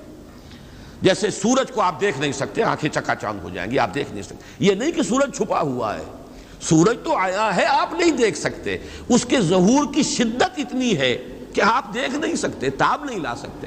فَسُبْحَانَ الَّذِي احْتَجَبَ لِشِدَّةِ ظُهُورِهِ، پاک ہے وہ ذات جو پردے میں آ گئی ہے، چھپ گئی ہے، لیکن یہ چھپ جانا اس کا اپنے شدت ظہور کی وجہ سے، اس کے ظہور کی شدت اتنی ہے۔ اب یہ جو میں نے 5 استعمالات بتائے ہیں، لفظ الہ ان سب سے مشتق، ان سے مل کر بنا ہے۔ اب دیکھیے 3 ہیں اصل میں تصور معبود کے۔ عام لوگوں کا تصور معبود کیا ہے جو نہ فلسفی ہے نہ صوفی ہے، اس سے آگے اسے اٹھنے کا موقع ہی نہیں ملا، نہ فکری اعتبار سے، نفسیاتی اعتبار سے۔ عام آدمی ہے، محنت کرتا ہے، مزدوری کرتا ہے، ہل چلاتا ہے، کچھ اینٹیں ڈھوتا ہے، بہرحال اس کا بھی ایک تصور تو ہے۔ اس کا تصور کس سے ہے؟ اس کی احتیاجات ہوتی ہیں، اس کو تکلیفیں آ جاتی ہیں، اسے بیماری آ جاتی ہے، کسی کو وہ پکارتا ہے، کوئی میرا مددگار، کوئی ہے جو مجھے ان مصائب سے چھٹکارا دلا دے، کوئی ہے جس کی پناہ میں طلب کر سکوں، کوئی میرا مددگار ہے۔ یہ جو کسی کی طرف رجوع کرنا ہے اپنی احتیاج میں، اپنی مشکلات میں، یہ معبود کا ایک سب سے زیادہ جو پریمیٹیو تصور ہے۔ ایک عام انسان کا تصور جو ہے وہ وہی ہے، جیسے بچہ اپنی والدہ کو سمجھتا ہے میری محافظ یہ ہے، مجھے دودھ یہ دیتی ہے، مجھے بچاتی یہ ہے۔ سب سے چھوٹا بچہ تو ظاہر بات ہے ماں کے سوا جانتا ہے کس کو ہے، وہ تو اسی کی چھاتیوں کی طرف لپکتا ہے، اس کی ساری ضرورت جو ہے وہ وہاں سے پوری ہو رہی ہے۔ اور اس کے بعد بھی جیسے جیسے ذہن کھلتا ہے پھر والدین ہیں، والد کا اس کو تصور حاصل ہوتا ہے، بھائیوں کا، بہنوں کا، کنبے کا، اپنے قبیلے کا۔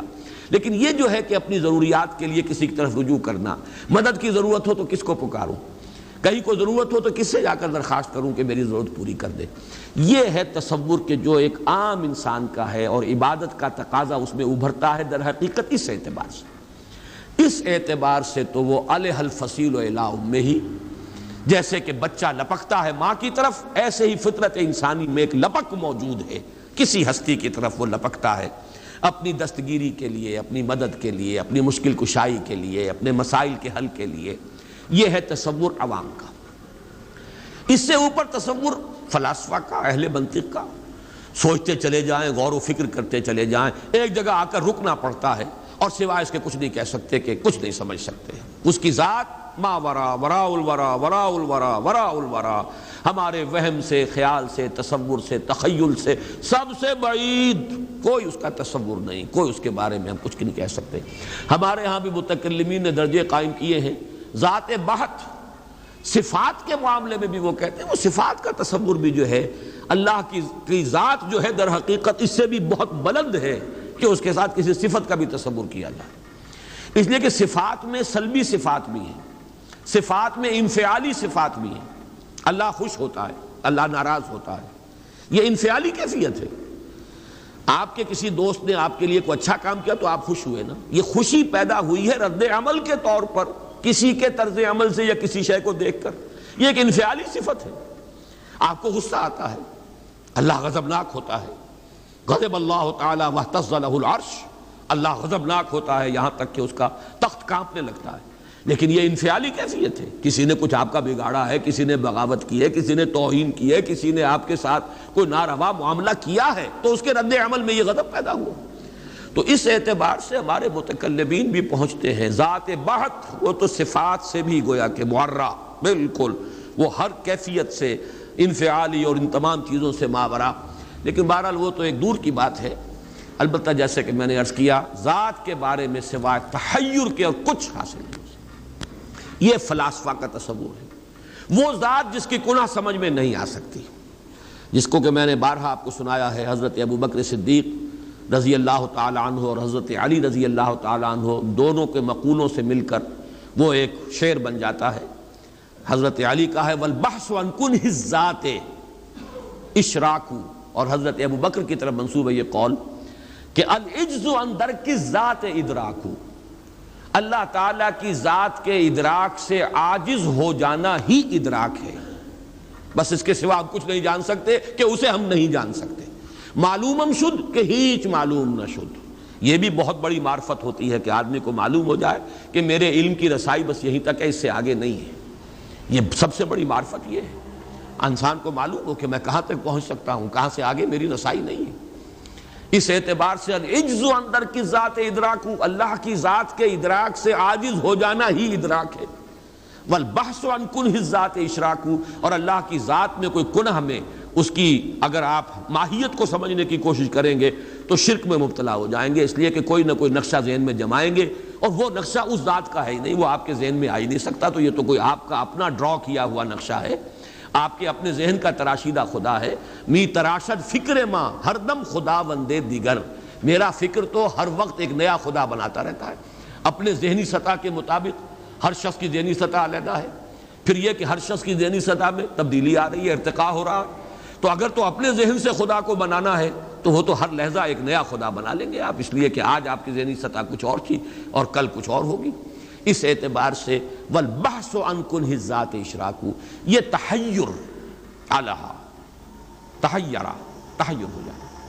اور ایک ہے توحید صوفیہ کی، لا مقصود الا اللہ، لا محبوب الا اللہ، لا مطلوب الا اللہ، یہ ہے در حقیقت محبوب ہونے کا تصور، والہانہ محبت اللہ سے، جس کو قرآن کہتا ہے والذین آمنوا اشد حبا للہ۔ اب یہ کہہ دینا آسان ہے، لیکن یہ کہ اس محبت کی تو کوئی اگر رمز شناسی بھی جو ہے انہی کو ہوگی جنہیں کوئی نہ کوئی اس کی کوئی تجربہ ہوا ہو، ورنہ یہ ہے کہ ذہناً مان لینا، عقلاً مان لینا، یہ کچھ اور شے ہے۔ اور واقعتاً انسان کے جذباتی ارتکاز ہو جائے، محبت کا ارتکاز اللہ کی ذات پر، تو یہ والذین آمنوا اشد حبا للہ، تو والہانہ، ان تمام کو جمع کیجئے تو لفظ الہ بنتا ہے۔ اور انسان، یہ میں نے ڈاکٹر رفیع الدین کے حوالے سے اس فلسفے کو بارہا بیان کیا، آج صرف حوالہ دے رہا ہوں کہ چونکہ فطرت انسانی میں یہ طلب ہے، لہذا اگر کوئی انسان اللہ کی ذات تک نہیں پہنچ پاتا، معرفت کا قصور رہ گیا، کمی رہ گئی، تو کسی نہ کسی کو اللہ بنائے گا اور اس کو پوجے گا، یہ اس کی مجبوری ہے۔ جیسے آپ کا پیٹ کھانے کو مانگتا ہے، اعلیٰ غذا مل جائے تو کیا کہنے، نہیں ملے گے تو سوکھی روٹی بھی کھائیں گے آپ، یہاں تک کہ ہو سکتا ہے کہ آپ کوئی لاش پڑی ہوئی ہو مردار، اس کے اندر بھی منہ مارے، بھوک کی شدت۔ شریعت اگر اجازت دیتی ہے فَمَنِ اسْتُرَّ غَيْرَ بَاغٍ وَلَا عَادٍ فَلَا إِثْمَ عَلَيْهِ، اور بار بار یہ آ رہا ہے، تو آخر کوئی حقیقت ہے کہ مردار کو بھی کھاتا ہے انسان۔ اور یہ آپ نے کہانیاں پڑھی ہوں گی، کوئی جہاز میں سے گر گیا، کوئی کہیں اور ہو گیا، اور اتنے عرصے وہ رہا کہیں ویرانوں میں، کیا کیا چیزیں اس نے کھائیں جس پر کہ اس نے پھر گزارا کیا ہے، تو وہ ساری چیزیں سامنے آ جائیں گی۔ اس لیے کہ طلب ہے، اس طلب کو پورا کرنا ہے۔ اچھی شے ملے گی تو کیا کہنے، نہیں ملے گی تو کوئی گھٹیا شے جو ہے وہ طلب تو پوری کرنی ہو۔ اسی طرح کسی کو پوجنا، کسی سے محبت کرنا، کسی کو اپنا مطلوب بنانا، کسی کو آدرش بنانا، کسی کو آئیڈیل بنانا، کسی کو نسب العین بنانا، یہ فطرت انسانی کا تقاضا ہے۔ اگر خدا کو نہیں بناؤ گے کسی اور شے کو بناؤ گے، خدا کو نہیں بناؤ گے اولاد کو بناؤ گے، خدا کو نہیں بناؤ گے پیسے کو بناؤ گے، خدا کو نہیں بناؤ گے شہرت کو بناؤ گے۔ اللہ مطلوب و مقصود نہیں بنے گا تو دنیاوی وجاہت بن جائے گی، نام ہو جائے میرا، دولت ہو جائے میرے پاس، کوئی نہ کوئی شے۔ وطن کو بنا لو گے، وطن پر نثار ہوگے، وطن پر جانے نچھاور کرو گے، وطن کے لیے جیو گے، وطن کے لیے مرو گے۔ قومیت کو بنا لو گے، قومیت کے لیے گندا سا گندا کام بھی کر جاؤ گے اور اعلیٰ سے اعلیٰ قربانی بھی دے جاؤ گے۔ قومیتوں کے لیے کیا نہیں ہوتا، قومیت ہو، وطنیت ہو، کوئی آئیڈیل ہو، کسی نہ کسی شے کو ہر باشعور انسان وہ اپنا مطلوب و مقصود بناتا ہے لا محالہ۔ بس مبارک ہے وہ، کامیاب ہے وہ جن کا ذہن، جن کی معرفت ذات باری تعالیٰ تک پہنچ جائے۔ وہی محبوب، وہی مطلوب، لا مطلوب الا اللہ، لا مقصود الا اللہ، لا محبوب الا اللہ۔ یہ ہے در حقیقت تیسرا تصور، یہ بلند ترین تصور ہے۔ ذہن میں رکھیے، عامیانہ تصور معبود کا بحیثیت مشکل کشا، بحیثیت رازق، بحیثیت دستگیر، بحیثیت مددگار، یہ ہے معبود کا ایک تصور، یہ ہے عام آدمی کا تصور۔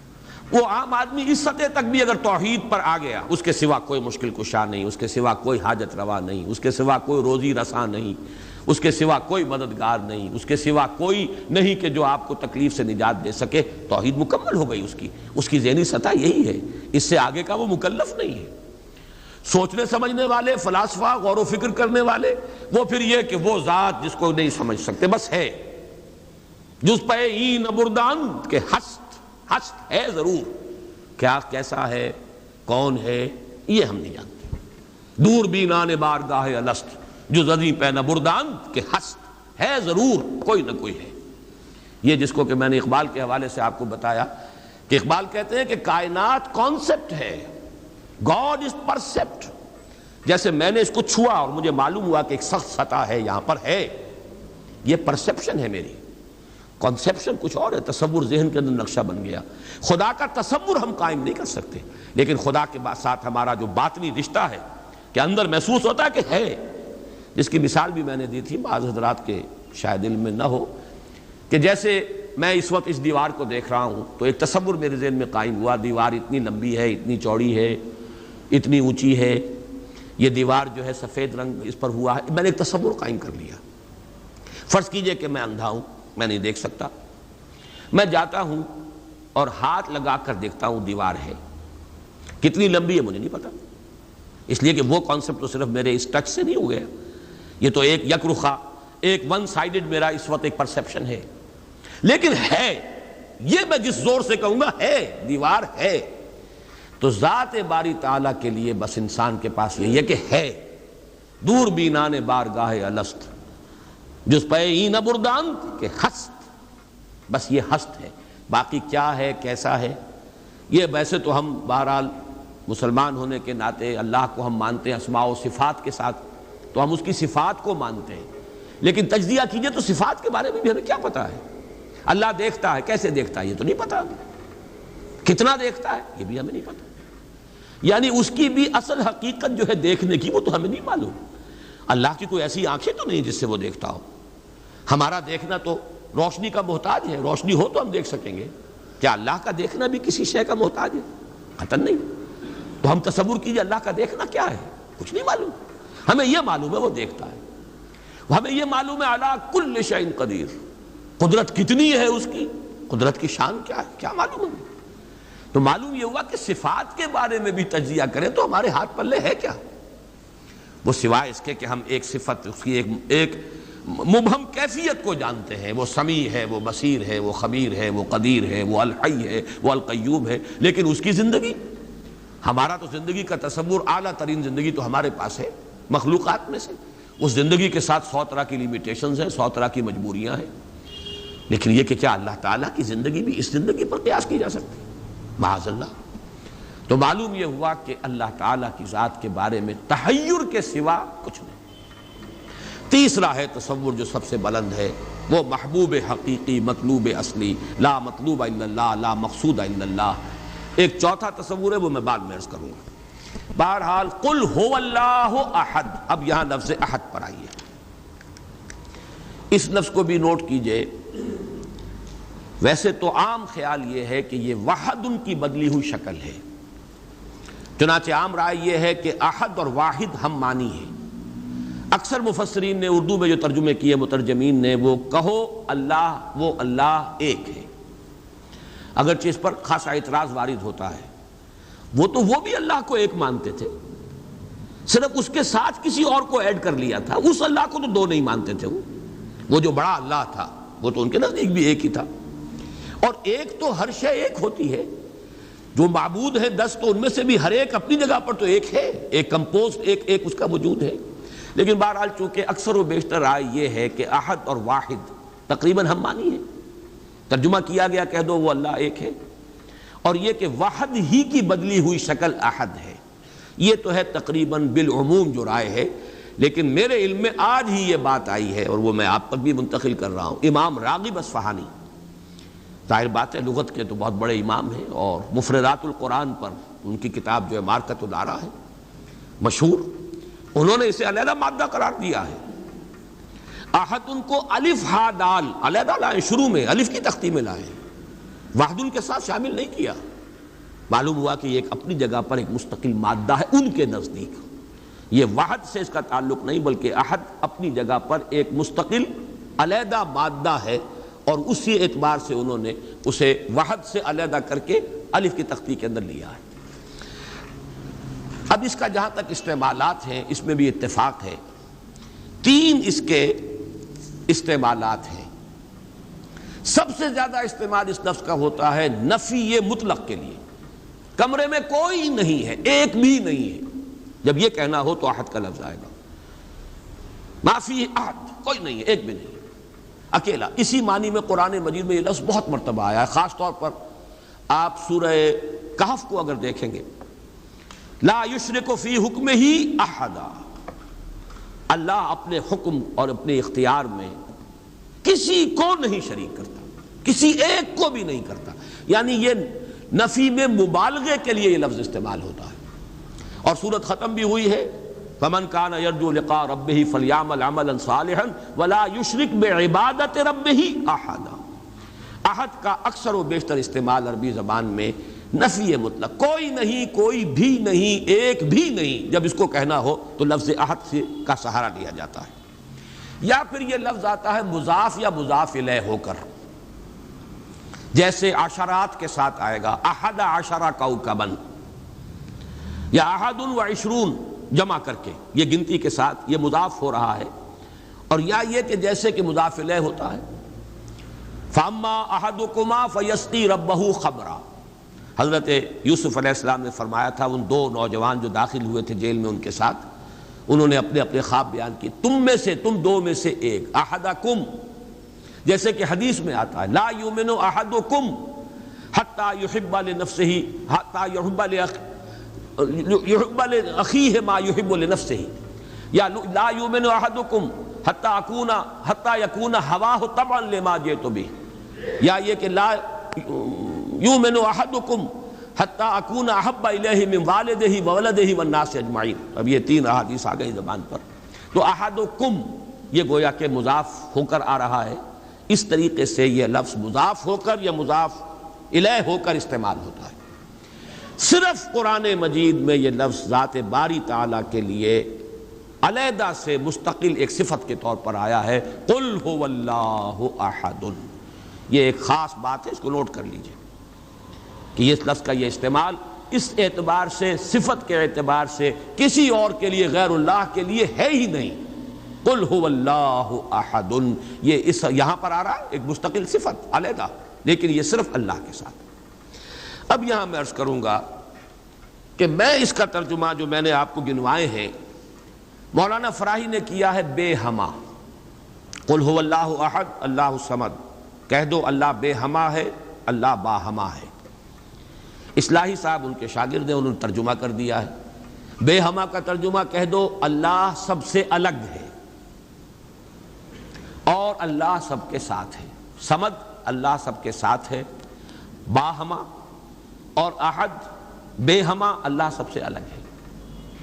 عام طور پر اردو مترجمین، شیخ الہند کو بھی میں نے دیکھا، مولانا اشرف علی تھانوی رحمہم اللہ دونوں کو دیکھا، کہہ دو اللہ ایک ہے۔ لیکن یہ کہ بہرحال میرا مزاج، میرا ذوق اس ترجمے کو قبول نہیں کرتا۔ واحد اور ہے، احد اور ہے، یہ شان ہی علیحدہ ہے۔ اس لفظ کو واحد کے بالکل برابر کر دینا کم سے کم میرا ذوق اسے قبول نہیں کرتا۔ ویسے قرآن میں وہ لفظ بھی آیا اللہ کے لیے، الواحد القہار، للہ الواحد القہار، واحد ہے، الواحد ہے، لیکن احد یہ شے ہی اور ہے۔ بہت قریب گئے ہیں مولانا مودودی، وہ لفظ لائے ہیں، کہہ دو اللہ یکتا ہے۔ یکتا کا لفظ میرے نزدیک بہت قریب کی تعبیر ہے، لیکن میں اس کو ایک خاص، میرا چونکہ اپنی ایک رائے ہے، اس کے اعتبار سے اس کا میں ترجمہ کر رہا ہوں، کہہ دو اللہ اکیلا ہے۔ اکیلا وہ ہے جس کے ساتھ کوئی نہیں۔ اکیلا کس اعتبار سے؟ یہ ہے اصل میں وہ نقطہ۔ اللہ ایک تو اس اعتبار سے اکیلا ہے کہ وہ صرف ایک اکیلا واحد معبود ہے اور کوئی معبود اس کے ساتھ نہیں۔ سورہ کافرون کے ساتھ جب آپ جوڑیں گے تو یہ تصور نمایاں ہو کر سامنے آئے گا۔ میرا اللہ وہ اللہ ہے جو اکیلا ہے، اس کے ساتھ کوئی اور الہ نہیں ہے۔ لا الہ الا اللہ، اللہ کے سوا کوئی معبود نہیں۔ یہ در حقیقت مفہوم بنا قل هو اللہ احد۔ بات وہی ہے جو لا الہ الا اللہ میں کہی گئی ہے، لیکن یہ کہ یہاں پہ اسلوب بدل گیا، قل هو اللہ احد، وہ اکیلا ہے، کوئی اس کے ساتھ نہیں۔ لیکن اسی کا ایک انتہائی بلند مقام ہے۔ مقام وہ خطرناک ہے، عام لوگوں کی ذہن سے ذرا بلند تر، اسی لیے عوام اس کے بارے میں مغالطوں میں مبتلا ہوتے ہیں۔ اور آج کل کا ہمارا ایک بہت بڑا طبقہ چونکہ زیر اثر ہے کچھ ایسے مفکرین کے کہ جن کا ذوق وہ نہیں تھا جو اس سطح کا ہو جو میں ابھی عرض کر رہا ہوں، لہذا وہ اسے شرک سے بھی تعبیر کر بیٹھتے ہیں، اور وہ ہے توحید وجودی۔ وہ اکیلا ہے، اکیلا ہی مانی کہ وجود حقیقی صرف اس کا ہے۔ یہ توحید وجودی جس کو میں تفصیل سے بیان کر چکا ہوں سورہ حدید میں، هو الاول والآخر والظاہر والباطن، وہی پہلا، وہی آخر، وہی ظاہر، وہی باطن، وہی وہ، اور کوئی ہے ہی نہیں۔ جو نظر آ رہے ہیں حقیقت میں نہیں ہے۔ کل ما فی الکون وہم او خیال او عکوس فی المرایا او ظلال، کل جو کچھ نظر آتا ہے موجودات میں یہ وہم ہے یا خیال ہے، یا جیسے شیشے میں عکس نظر آتا ہے، آپ ادھر کھڑے ہیں ادھر بھی نظر آ رہے ہیں، وہاں تو کوئی نہیں ہے، ادھر ہی ادھر ہے جو ہے، وہ جو کوئی نہیں ہے وہاں نظر تو آ رہا ہے۔ اور عکوس فی المرایا او ظلال، یا سایہ ہے، درخت کی شاخ اوپر ہے، سایہ نیچے پڑ رہا ہے، سایہ کا کوئی وجود نہیں، لیکن نظر تو آ رہا ہے۔ جس کو کہ حضرت مجدد الفسانی نے فرمایا کہ ای اثر خداوندی است کہ معدوم را موجود می نمائند، یہ معدوم ہے کائنات، حقیقت میں موجود نہیں ہے، لیکن اس کو اللہ تعالیٰ نے موجود کر کے دکھا دیا ہے، نظر آ رہا ہے۔ یا جیسے وہ آتشی دائرے کی مثال میں نے دی ہے بارہا، یہ حضرت مجدد کی دی ہوئی مثال ہے کہ اگر آپ ایک قندیل لے لیں، لکڑی ہے ایک لمبی، اس کے ایک سرے کے اوپر آپ نے کپڑا باندھا، تیل ڈال دیا، مٹی کا آگ لگا دی، یہ شعلہ جوالا ہے، اب اس لکڑی کو تیزی کے ساتھ دائرے میں حرکت دیجئے، دیکھنے والوں کو آتشی دائرہ نظر آئے گا، جبکہ آتشی دائرے کا کوئی وجود نہیں۔ وجود آپ کو معلوم ہے صرف اس ایک نقطے کا ہے، وہ ایک شعلہ جوالا ہے حقیقی۔ یہ دائرہ جو نظر آ رہا ہے، نظر آ رہا ہے، ہر چند کہے کہ ہے، نہیں ہے، اس کا وجود کوئی نہیں، نظر تو آ رہا۔ تو اپیئرنس اینڈ ریئلٹی، یہ بڑی مارکت الآرا کتاب ہے فلسفے کی، یہ در حقیقت جو کچھ نظر آ رہا ہے یہ ایک سراب ہے، حقیقت یہ نہیں ہے۔ حقیقی وجود صرف اللہ کا، اس کو میں یعنی وجود کے اعتبار سے توحید وجودی، یعنی میں نے جو ابھی گنوایا تھا، لا معبود الا اللہ، لا مطلوب الا اللہ، لا مقصود الا اللہ، لا محبوب الا اللہ، لا موجود الا اللہ، یہ وہ توحید وجودی ہے۔ شاہ ولی اللہ دہلوی رحمۃ اللہ علیہ فرماتے ہیں کہ یہ ہے توحید کی بلند ترین منزل، اور یہاں آ کر وحدت الوجود اور وحدت الشہود ایک ہو جاتے ہیں، ان میں کوئی فرق نہیں، تعبیر کا فرق ہے۔ چونکہ میری یہ رائے ہے، لیکن یہ فلسفے کا مسئلہ ہے، میں اس کو بیان نہیں کرنا چاہتا۔ قرآن مجید میں یہ مسئلہ یا سورہ حدید کی اس آیت میں آیا ہے، قرآن سے باہر سے بات نہیں کر رہا ہوں، لیکن یہ کہ ہر شخص کے ذوق کی چیز نہیں ہے، ہر شخص کا یہ نہ مزاج ہے، نہ ذوق ہے، نہ اس میں استعداد ہے، نہ صلاحیت ہے کہ ان مسائل پر غور کرے۔ تو میں یہ نہیں چاہتا کہ لازماً آپ میری اس رائے سے اتفاق کریں، لیکن یہ میں ضرور چاہتا ہوں کہ اگر سوء ظن ہے آپ کے دل میں کہ جو لوگ اس بات کو مانتے ہیں وہ مشرک ہو گئے، اس کو ذہن سے نکال دیجئے، اس لیے کہ پھر ناوک نے تیرے سید نہ چھوڑا زمانے میں، شاہ ولی اللہ بھی مشرک ہوں گے، حضرت مجدد بھی مشرک ہوں گے، باقی یہ رومی یہ تو ہے، ان کی تو خیر حیثیت ہی کیا ہے بیچاروں کی، وہ تو سب کے سب مہا مشرک شمار ہو جائیں گے، کوئی نہیں بچے گا پھر جو بھی ہمارے اکابر ہیں۔ ہاں محمد ابن عبد الوہاب بچ جائیں گے، ابن تیمیہ بچ جائیں گے رحمہم اللہ، باقی یہ کہ ان کے سوا بچنے والا اور کوئی نہیں ہے۔ تو یہ توحید وجودی یا وحدت الوجود یا وحدت الشہود میرے نزدیک قل هو اللہ احد، کہہ دو وہ اللہ ہے اکیلا تنہا۔ مجھے وہ بار بار جب میں سوچ رہا تھا قیس جنگل میں اکیلا ہے مجھے جانے دو، خوب گزرے گی جو مل بیٹھیں گے دیوانے دو، اللہ اکیلا ہے۔ اور واقعہ یہ ہے، یہ تصور جو ہے اگرچہ بہت بلند ہے، لیکن کبھی اگر اس کے کہیں کناروں تک بھی رسائی ہو جائے انسان کی، تو اس کی جو ایک وسعت پیدا ہوتی ہے اس کے ذہن میں، اس کا مینٹل ہورائزن وہ جو اس قدر وسیع ہو جائے گا، وہ اس کا تصور وہ شخص نہیں کر سکتا کہ جس کا کوئی بھی اس کے حاشیہ خیال میں یہ بات نہ آ سکتی۔ لیکن اس کا یہ مفہوم اگر نکال لیا جائے، عام لوگوں نے یہ سمجھا اس کا مطلب ہر شے خدا ہے، اگر کوئی شے موجود نہیں جبکہ تجھ بن نہیں کوئی موجود، پھر یہ ہنگامہ ہے خدا کیا ہے؟ کچھ نہیں ہے، نہیں ہے۔ یہ اصل میں جو وحدت الوجود ہے وہ یہ نہیں ہے کہ یہ سب چیزیں خدا ہیں، بلکہ یہ کہ خدا ہی ہے، باقی کچھ موجود نہیں، جو کچھ نظر آ رہا ہے وہ توہم ہے، خیال ہے، یہ صرف اپیئرنس ہے، اور اپیئرنس آپ کو معلوم ہے ہر وقت بدلنے والی شے ہے، painter high, every thing is changing, یہ سب ٹرانزینٹ چیزیں ہیں کہ جو گزر رہی ہیں، جیسے لہریں ہیں، لہر نظر آتی ہے لہر ہے، لیکن یہ کہ یہ بالکل عارضی سا ایک وجود ہے، اعتباری سا وجود ہے، لہر کا حقیقت میں کوئی وجود نہیں ہے۔ اسی طریقے سے یہ کائنات ہے، تو یہ نہیں ہے کہ جو کچھ ہے وہ خدا ہے، معاذ اللہ، یہ ہماوست ہے، اور یہ در حقیقت کفر بھی بن جاتا ہے، شرک بھی بن جاتا ہے۔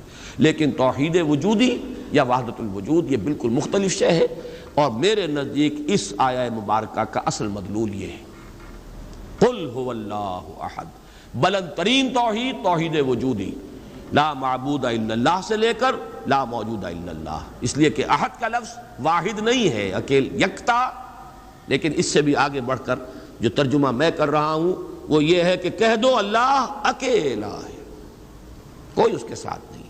جیسے کہ غالباً حضرت بایزید بسطامی کے بارے میں آتا ہے کہ ان کی محفل تھی تو ان کا کوئی مرید جو تھا اس نے ایک عجیب کیفیت ہوتی ہے انسان کی، اس کیفیت میں ایک جملہ کہا، وہ بھی زمانہ کیسا ہوگا جبکہ اللہ ہی تھا اور کچھ نہ تھا۔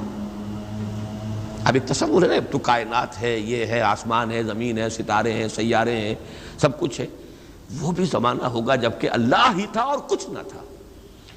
تو وہ بایزید بسطامی ہے، جو دوسرے بزرگ کوئی ہو سکتے ہیں اگر مجھے نام کا اس وقت مغالطہ ہو رہا ہو، انہوں نے اسی کیف کے عالم میں جواب دیا، الان کما کان، میرے عزیز اب بھی ایسا ہی ہے، اللہ ہی ہے اور کچھ نہیں ہے، جیسے پہلے تھا جس کا تم تصور کر رہے ہو، اب بھی حقیقت میں وہی ہے۔ اس کو میں ذرا اور آسان کر دوں تاکہ جو نسبتاً یعنی سادہ مزاج حضرات ہیں ان کی سمجھ میں بھی یہ بات آ جائے، کسی مغالطے میں مبتلا نہ ہو۔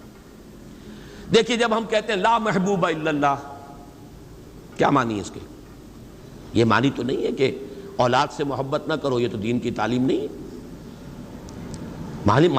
معنی کیا ہے؟ ساری محبتوں سے بالا تر محبوب حقیقی صرف اللہ ہو جائے۔ لا محبوب الا اللہ کا مطلب یہ ہے، یہ نہیں کہ آپ کاٹ دیجئے محبت ہر ایک کی، اولاد سے محبت کرو، شوہر بیوی سے محبت کرے، بیوی شوہر سے محبت کرے، وطن سے محبت کرو، بلکہ اتنی خوشخبریاں ہیں، وجبت محبتی للمتحابین فیہ، میری محبت واجب ہو گئی ان کے لیے جو میرے لیے ایک دوسرے سے محبت کرے۔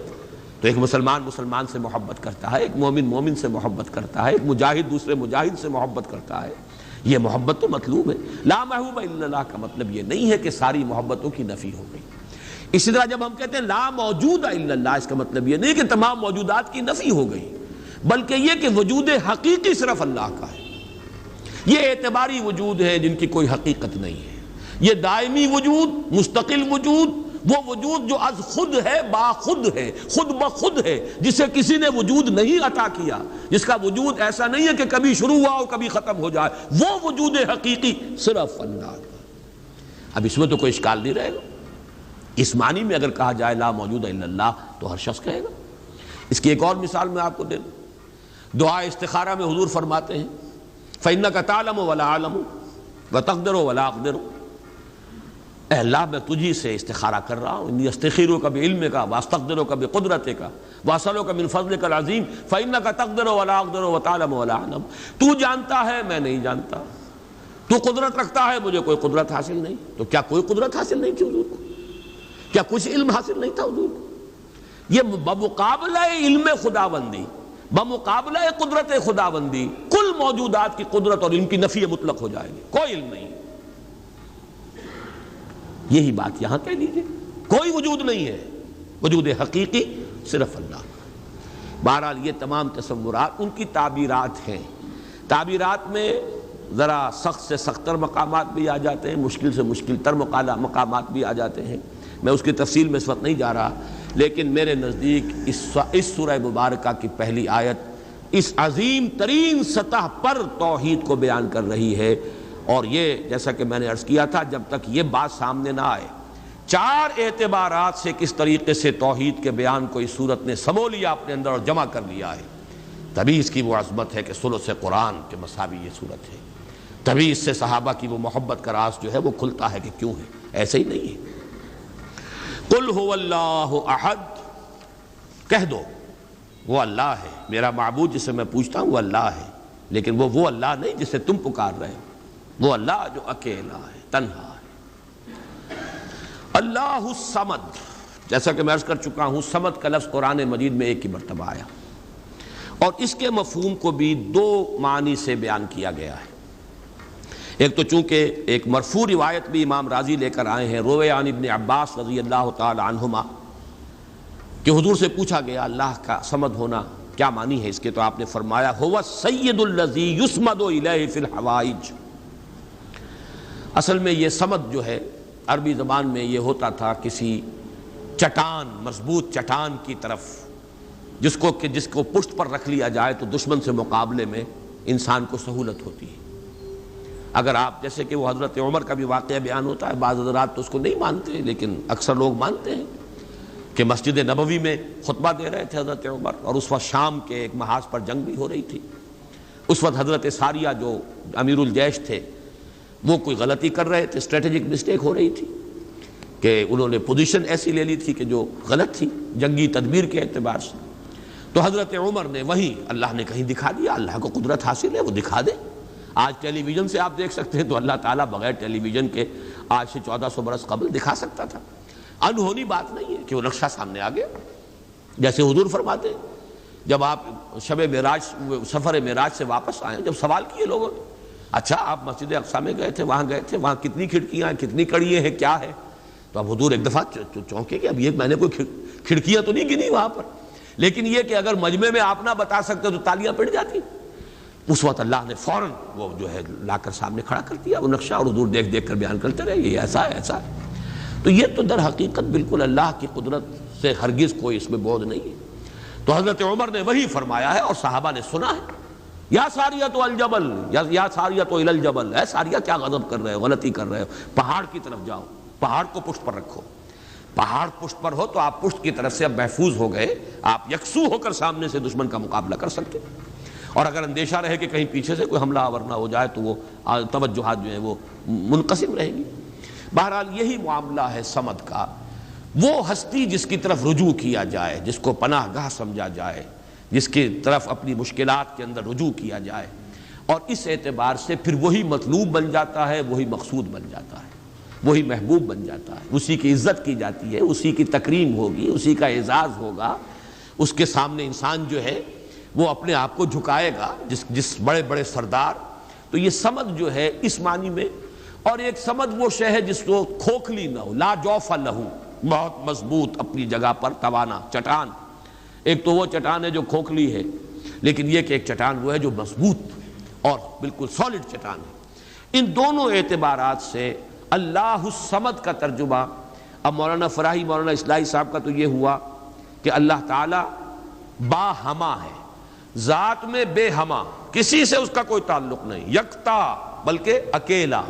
لیکن یہ نہیں ہے کہ مخلوق سے منقطع ہے، مر گئے ہم انہیں خبر نہ ہوئی، یا یہ ہے کہ مخلوق کی دعائیں نہ سنتا ہو، مخلوق کی حاجت روائی نہ کرتا ہو. نہیں، سب کا ملجا وہی ہے، سب کا ماوا وہی ہے، سب کے لیے پناہ گاہ وہی ہے، سب کی حاجت روائی کرنے والا وہی ہے. تو وہ اللہ صمد ہے. یہ دو احد اور صمد جو ہے اس نے جڑ کر اصل میں اسی طریقے سے ایک تصور کو مکمل کیا ہے، جیسا کہ آیت الکرسی میں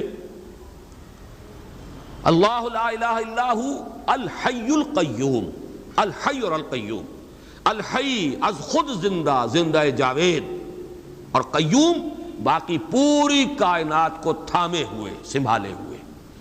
پوری موجودات کا یہ سارا سلسلہ یہ محتاج ہے اللہ کا. اس کی میں نے پہلے بیان کی ہے، بہترین تمثیل وہ ہے جو مولانا مناظر حسن گیلانی رحمۃ اللہ علیہ نے دی ہے. ربط الحادث بالقدیم کی مثال، اللہ کی ذات اور اس کائنات کے درمیان ربط اور تعلق کیا ہے. انہوں نے مثال دی ہے کہ آپ اپنے ذہن میں نقشہ قائم کیجئے، تاج محل کا نقشہ، جس نے تاج محل دیکھا ہو. چلیے آپ نے مینار پاکستان دیکھا، مینار پاکستان کا تصور کیجئے، ذہن میں نقشہ قائم کیجئے. یہ ذہن میں جو نقشہ قائم ہوا ہے، آپ اس کے اوپر بھی ہیں، باہر بھی ہیں، اندر بھی ہیں، پیچھے بھی ہیں، نیچے بھی ہیں، آپ ہی آپ ہیں، وہ تو اس کا وجود ہی کوئی نہیں، لیکن ہے ذہن کے اندر ایک تصور قائم ہے اس وقت. اور یہ تصور اسی وقت تک قائم رہے گا جب تک کہ آپ کے ذہن کا ارتکاز ہے، توجہ اس پر ہے، توجہ ہٹی نہیں کہ اس کا کوئی وجود ہے ہی نہیں، وجود ختم. بالکل یہی معاملہ اس کائنات کا، یہ سارا سلسلہ اس کا قیوم اللہ ہے، تھامے ہوئے، اسی کی توجہ، اسی کی عنایت، اسی کی ربوبیت، اسی کی خبرگیری، اسی کی تدبیر، یہ سب اس کو تھامے ہوئے. تو اپنی ذات میں الحی، کائنات کے لیے القیوم، اسی طرح اپنی ذات میں الاحد، اکیلا، تنہا، بے ہما، اور پوری کائنات اور جملہ موجودات کے لیے الصمد، اسی کی طرف رجوع، اسی کی طرف توجہ، وہی مطلوب، وہی مقصود، وہی محبوب، وہی حاجت روا، وہی مشکل کشا. اس اعتبار سے اس میں توحید عملی آ گئی. اسی سے مانگو، اسی سے پناہ طلب کرو، اسی کی طرف توجہ کرو. انی وجہت وجہی للذی فطر السماوات والارض، اسی سے لو لگاؤ، اسی سے حاجت روائی کے لیے سوال کرو، اسی کے سامنے مشکلات پیش کرو. یہ جو ہے پھر اسی کی عبادت کرو، اسی کی اطاعت کرو، اسی کی بندگی کرو، اسی کی توقیر کرو، اسی کی تعظیم کرو. یہ تمام چیزیں کہ جو عمل میں آ جائیں گی وہ توحید وجودی، یہ توحید عملی. قل هو اللہ احد اللہ الصمد. تیسری آیت میں ہے توحید ذاتی، لم یلد ولم یولد. میں شرک کے مختلف اقسام کے ضمن میں جو 6 کیسٹ ہیں، اللہ کا شکر ہے بہت دنیا میں عام ہوئے ہیں، اس میں یہ تقسیم بیان کر چکا ہوں. شرک فی الذات، شرک فی الصفات، اور شرک فی العمل یا شرک فی الحقوق. یہ 3 شرک ہیں. شرک فی العبادت، یہ تیسری جو نوعیت ہے، اس کے لیے شرک فی الحقوق بھی کہا جا سکتا ہے، اسی کا حق ہے کہ اس کی عبادت کی جائے، اور اسی کو اس کو شرک عملی بھی کہہ سکتے ہیں. بہرحال شرک عملی کی جڑ کاٹ دی اللہ الصمد. پہلا جو توحید کا درجہ ہے وہ بہت بلند ہے، بہت اونچا ہے. یہ حکما اور فلاسفہ کی بھی چوٹی کے لوگ، جہاں حکمت اور تصوف دونوں چیزیں جا کر جڑ جاتی ہیں، وہ ایک مقام ہے. خالص فلسفہ بھی انسان کو کہیں نہیں لے کے جاتا، اور عقل اور فکر کی بلندی نہ ہو تو تصوف بھی محض نفسیاتی ریاضتیں بن کر رہ جاتی ہیں، سائیکولوجیکل ایکسرسائزز کے سوا کچھ نہیں رہتا. اصل تصوف جس کا میں قائل ہوں وہ ہے کہ جو فکر اور فلسفے کی بھی انتہا ہو، اور پھر اس کے ساتھ یہ جو اللہ کے ساتھ انسان کا قلبی، ذہن اور قلب دونوں کے اتحاد کے ساتھ اللہ کے ساتھ ایک رابطہ. بہرحال تو یہاں جو تیسرا شرک ہے، اور جو ہمارے اس شرک کے بیان میں آتا ہے نمبر 1 پر، بدترین شرک، شرک فی الذات. اس کی بدترین صورت، فلسفیانہ صورت تو وہ ہے ہماوست، اللہ ہی نے اس کائنات کا روپ دھار لیا ہے۔ برف تھا پگھل کر پانی بن گیا، اللہ تھا اس نے ہی اس کائنات کا روپ دھار لیا۔ اب اللہ کہاں ہے؟ یہی کائنات اللہ ہے۔ اللہ پانی تھا وہی تو بھاپ بن گیا، اب پانی کہاں ہے؟ یہ بھاپ ہی تو پانی ہے۔ ایک یہ شکل ہے، یہ بدترین صورت ہے شرک فی الذات کی، یہ ہے وہ ہماوست، یہ جس میں کہ ہر شے خدا بن گئی، اس لیے کہ خدا ہی نے در حقیقت یہ صورت اختیار کر لی۔ یا پھر مذہبی میدان میں یہ شرک آیا ہے اللہ کے لیے بیٹا بیٹی۔ بیٹا بیٹی ایک تو یہ سمجھے اولاد جو ہے وہ جز ہوتا ہے۔ اولاد کیا ہے؟ باپ کا ایک نطفہ ہے، اسی سے تو اسی نے ڈیولپ ہو کر ایک شکل اختیار کی ہے نا۔ اور پھر وہ کفو ہوتا ہے برابر کا، سید باپ ہے تو بیٹا بھی تو سید ہی ہوا نا، مغل باپ ہے تو بیٹا بھی مغل ہے، اسی طریقے سے گھوڑا ہے تو بیٹا بھی گھوڑا ہی ہے۔ وہ تو جنس جو ہے اس میں کفو جس کو کہتے ہیں ہم، برابری کا معاملہ یہ ہے اولاد کے اندر، اس سے زیادہ برابری کا اور کوئی تصور نہیں ہے۔ اس پہلو سے لم یلد ولم یولد نے جڑ کاٹی ہے ان تصورات کی کہ حضرت مسیح کو خدا کا بیٹا بنا دیا گیا، کسی نے حضرت عزیر کو خدا کا بیٹا بنا دیا، ملائکہ کو اہل عرب جو ہے خدا کی بیٹیاں قرار دے رہے ہیں۔ یہ بیٹا بیٹی کا تصور، جیسے قرآن کہتا ہے کیسے ہو جائے گی اس کی اولاد جبکہ اس کی کوئی جوڑی نہیں، وَلَمْ تَكُنْ لَهُ صَاحِبَةٌ، کوئی تصور نہیں۔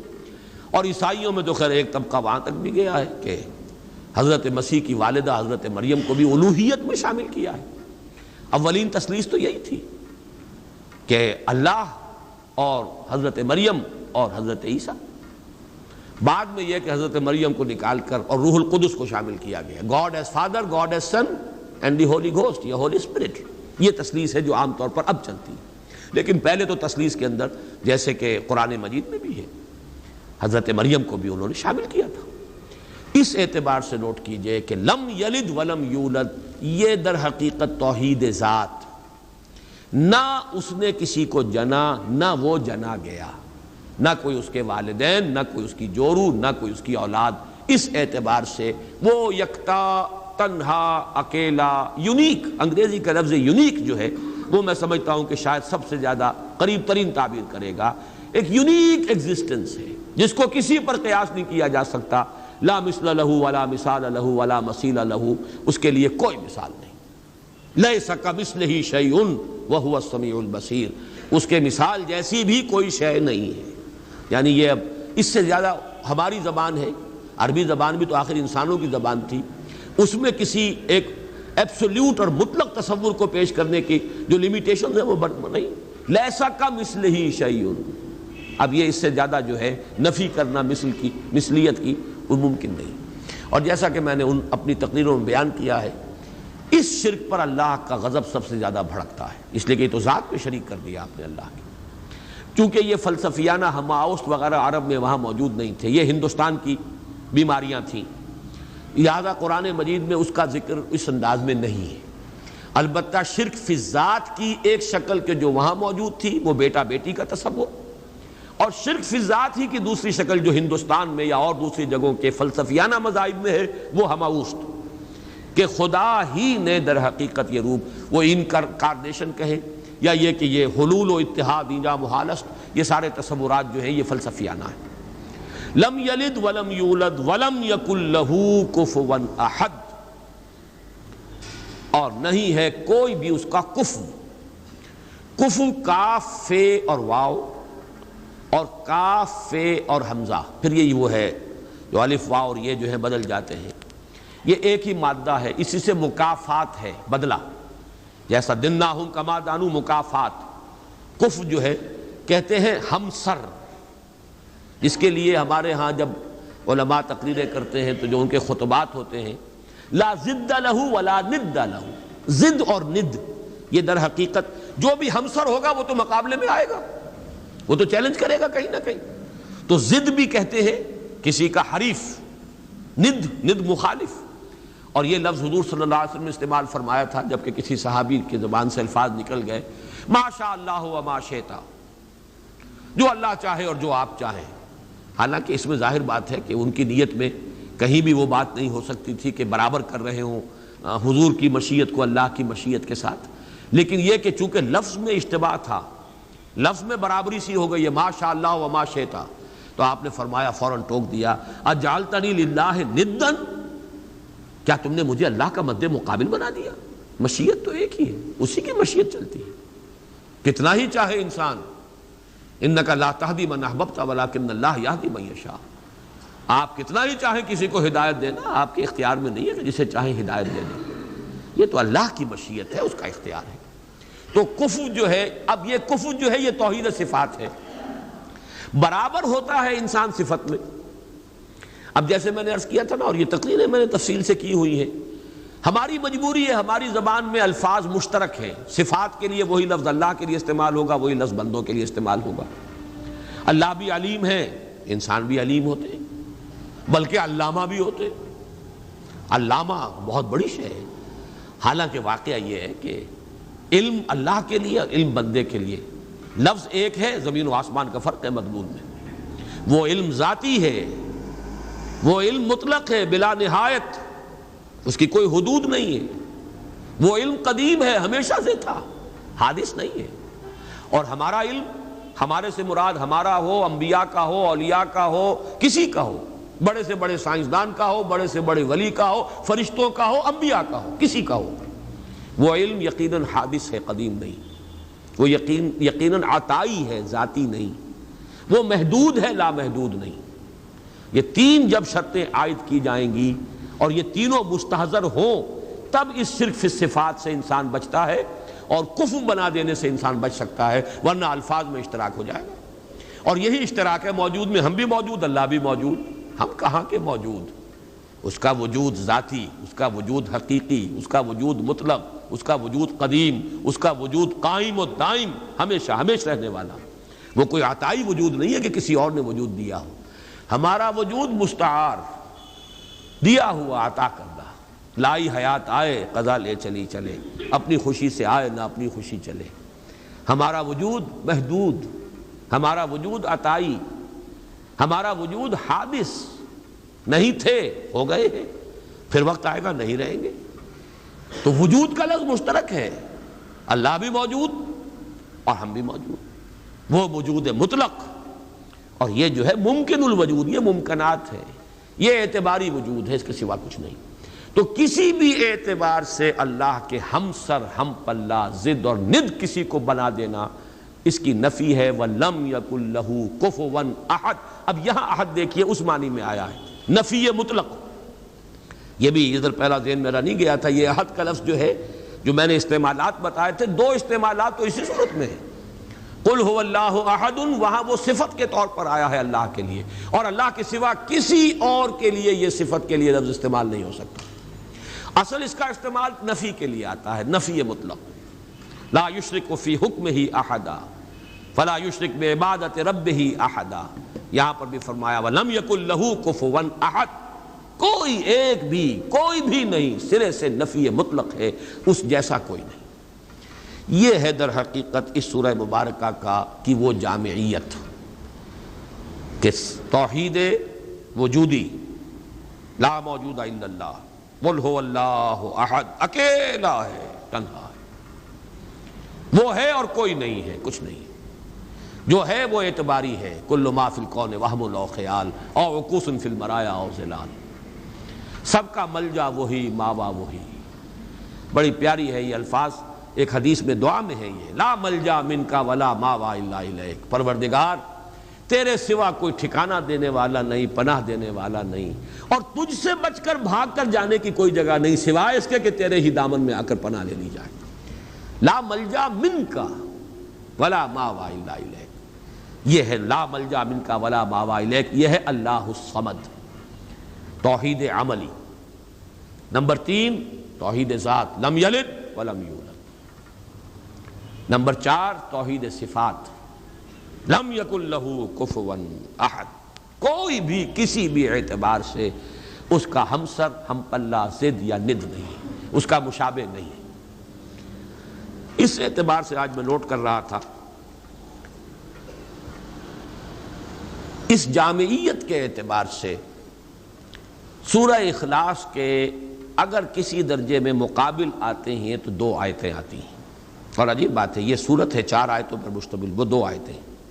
ایک آیت کا تذکرہ ہو چکا آیت الکرسی، خود حضور نے فرمایا ہے تمام آیات قرآنیہ کی سردار ہے، اس میں 10 یا 11 جملے بن جاتے ہیں ایک آیت کے اندر، اس لیے کہ بعض حضرات اللہ لا الہ الا ہو، اللہ سے پہلے بھی ہوا کو محذوف مانتے ہیں، ہو اللہ لا الہ الا ہو، گویا کہ پہلا جملہ ہو اللہ ہے، پھر لا الہ الا ہو یہ دوسرا جملہ ہے۔ اس طرح اگر شمار کریں گے تو 11 جملے بن جائیں گے اس ایک آیت کے اندر، ورنہ 10 تو ہے ہی، وہ بھی نہایت جامع ہے توحید کے بیان میں۔ اور تیسرا مقام کہیے یا دوسری آیت جو ہے، اور واقعہ یہ کہ اس کی بھی عظمت کا میرے قلب پر جو نقش ہے بہت گہرا ہے۔ 5 اسلوبوں سے توحید کا بیان ایک آیت میں ہے۔ وَقُلِ الْحَمْدُ لِلَّهِ الَّذِي لَمْ يَتَّخِذْ وَلَدًا وَلَمْ يَكُنْ لَهُ شَرِيكٌ فِي الْمُلْكِ وَلَمْ يَكُنْ لَهُ وَلِيٌّ مِّنَ الذُّلِّ وَكَبِّرْهُ تَكْبِيرًا۔ ایک آیت ہے یہ سورہ بنی اسرائیل کی آخری آیت۔ کہو کل حمد صلی اللہ کے لیے، قل الحمد للہ، کل حمد کل ثنا، یہ بھی توحید ہے اصل میں، نظری علمی توحید۔ جو خیر نظر آ رہا ہے، جو بھی ہم تک بھلائی پہنچ رہی ہے، کسی بھی ذریعے سے آئی ہو، کسی بھی سلسلہ اسباب سے متعلق ہو کر ہم تک پہنچی ہو، اس کا منبع سرچشمہ ذات باری تعالی، لہذا حمد کا سزاوار حقیقی صرف اللہ۔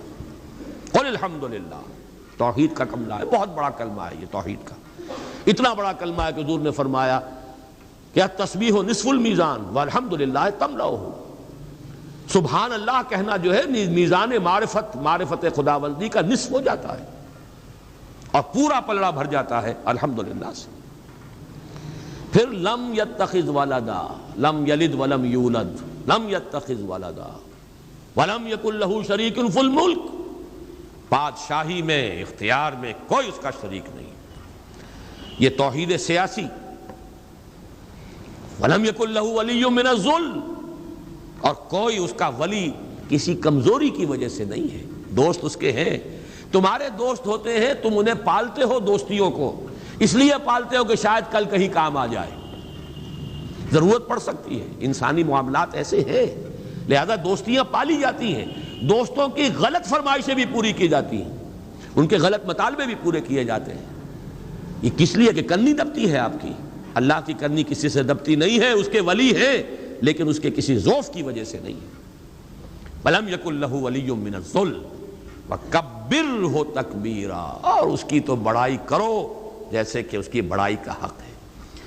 یہ آیہ مبارکہ بھی میں نے صرف یہ نوٹ کرا دیا آپ کو کہ اس سورہ مبارکہ کے قریب آتی ہیں اپنی جامعیت کے اعتبار سے یہ آیات، لیکن ظاہر بات ہے کہ سورہ اخلاص ابتدا میں نازل ہوئی، ابھی چہمے گوئیاں شروع ہی ہوئی تھی، یہ کسے پوجتے ہیں، ان کا معبود کون ہے، اس کی شان کیا ہے، اس کی صفات کیا ہے، صف لنا ربک اور انصب لنا ربک، اس کا جواب بہت سادہ الفاظ میں لیکن جامعیت اس کے اعتبار سے جو اپنا منفرد مقام ہے وہ سورہ اخلاص کا ہے، اور جبکہ وہ ہمارے پاس حضور صلی اللہ علیہ وسلم کے اقوال موجود ہیں ثلث قرآن کے مساوی، اللہ تعالیٰ اس سورہ مبارکہ کا صحیح فہم گہرائی میں اس کا جو قلب کے اوپر، ذہن کے اوپر، ہماری سوچ پر، ہماری نفسیات پر جو اثرات مترتب ہونے چاہیے، اللہ تعالیٰ ان سب سے ہمیں بہرہ مند فرمائے۔ آخر میں ایک لطیفہ سنا دوں، وہ بھی ایک لطیفہ، علمی لطیفہ ہے، یاد رہے گا۔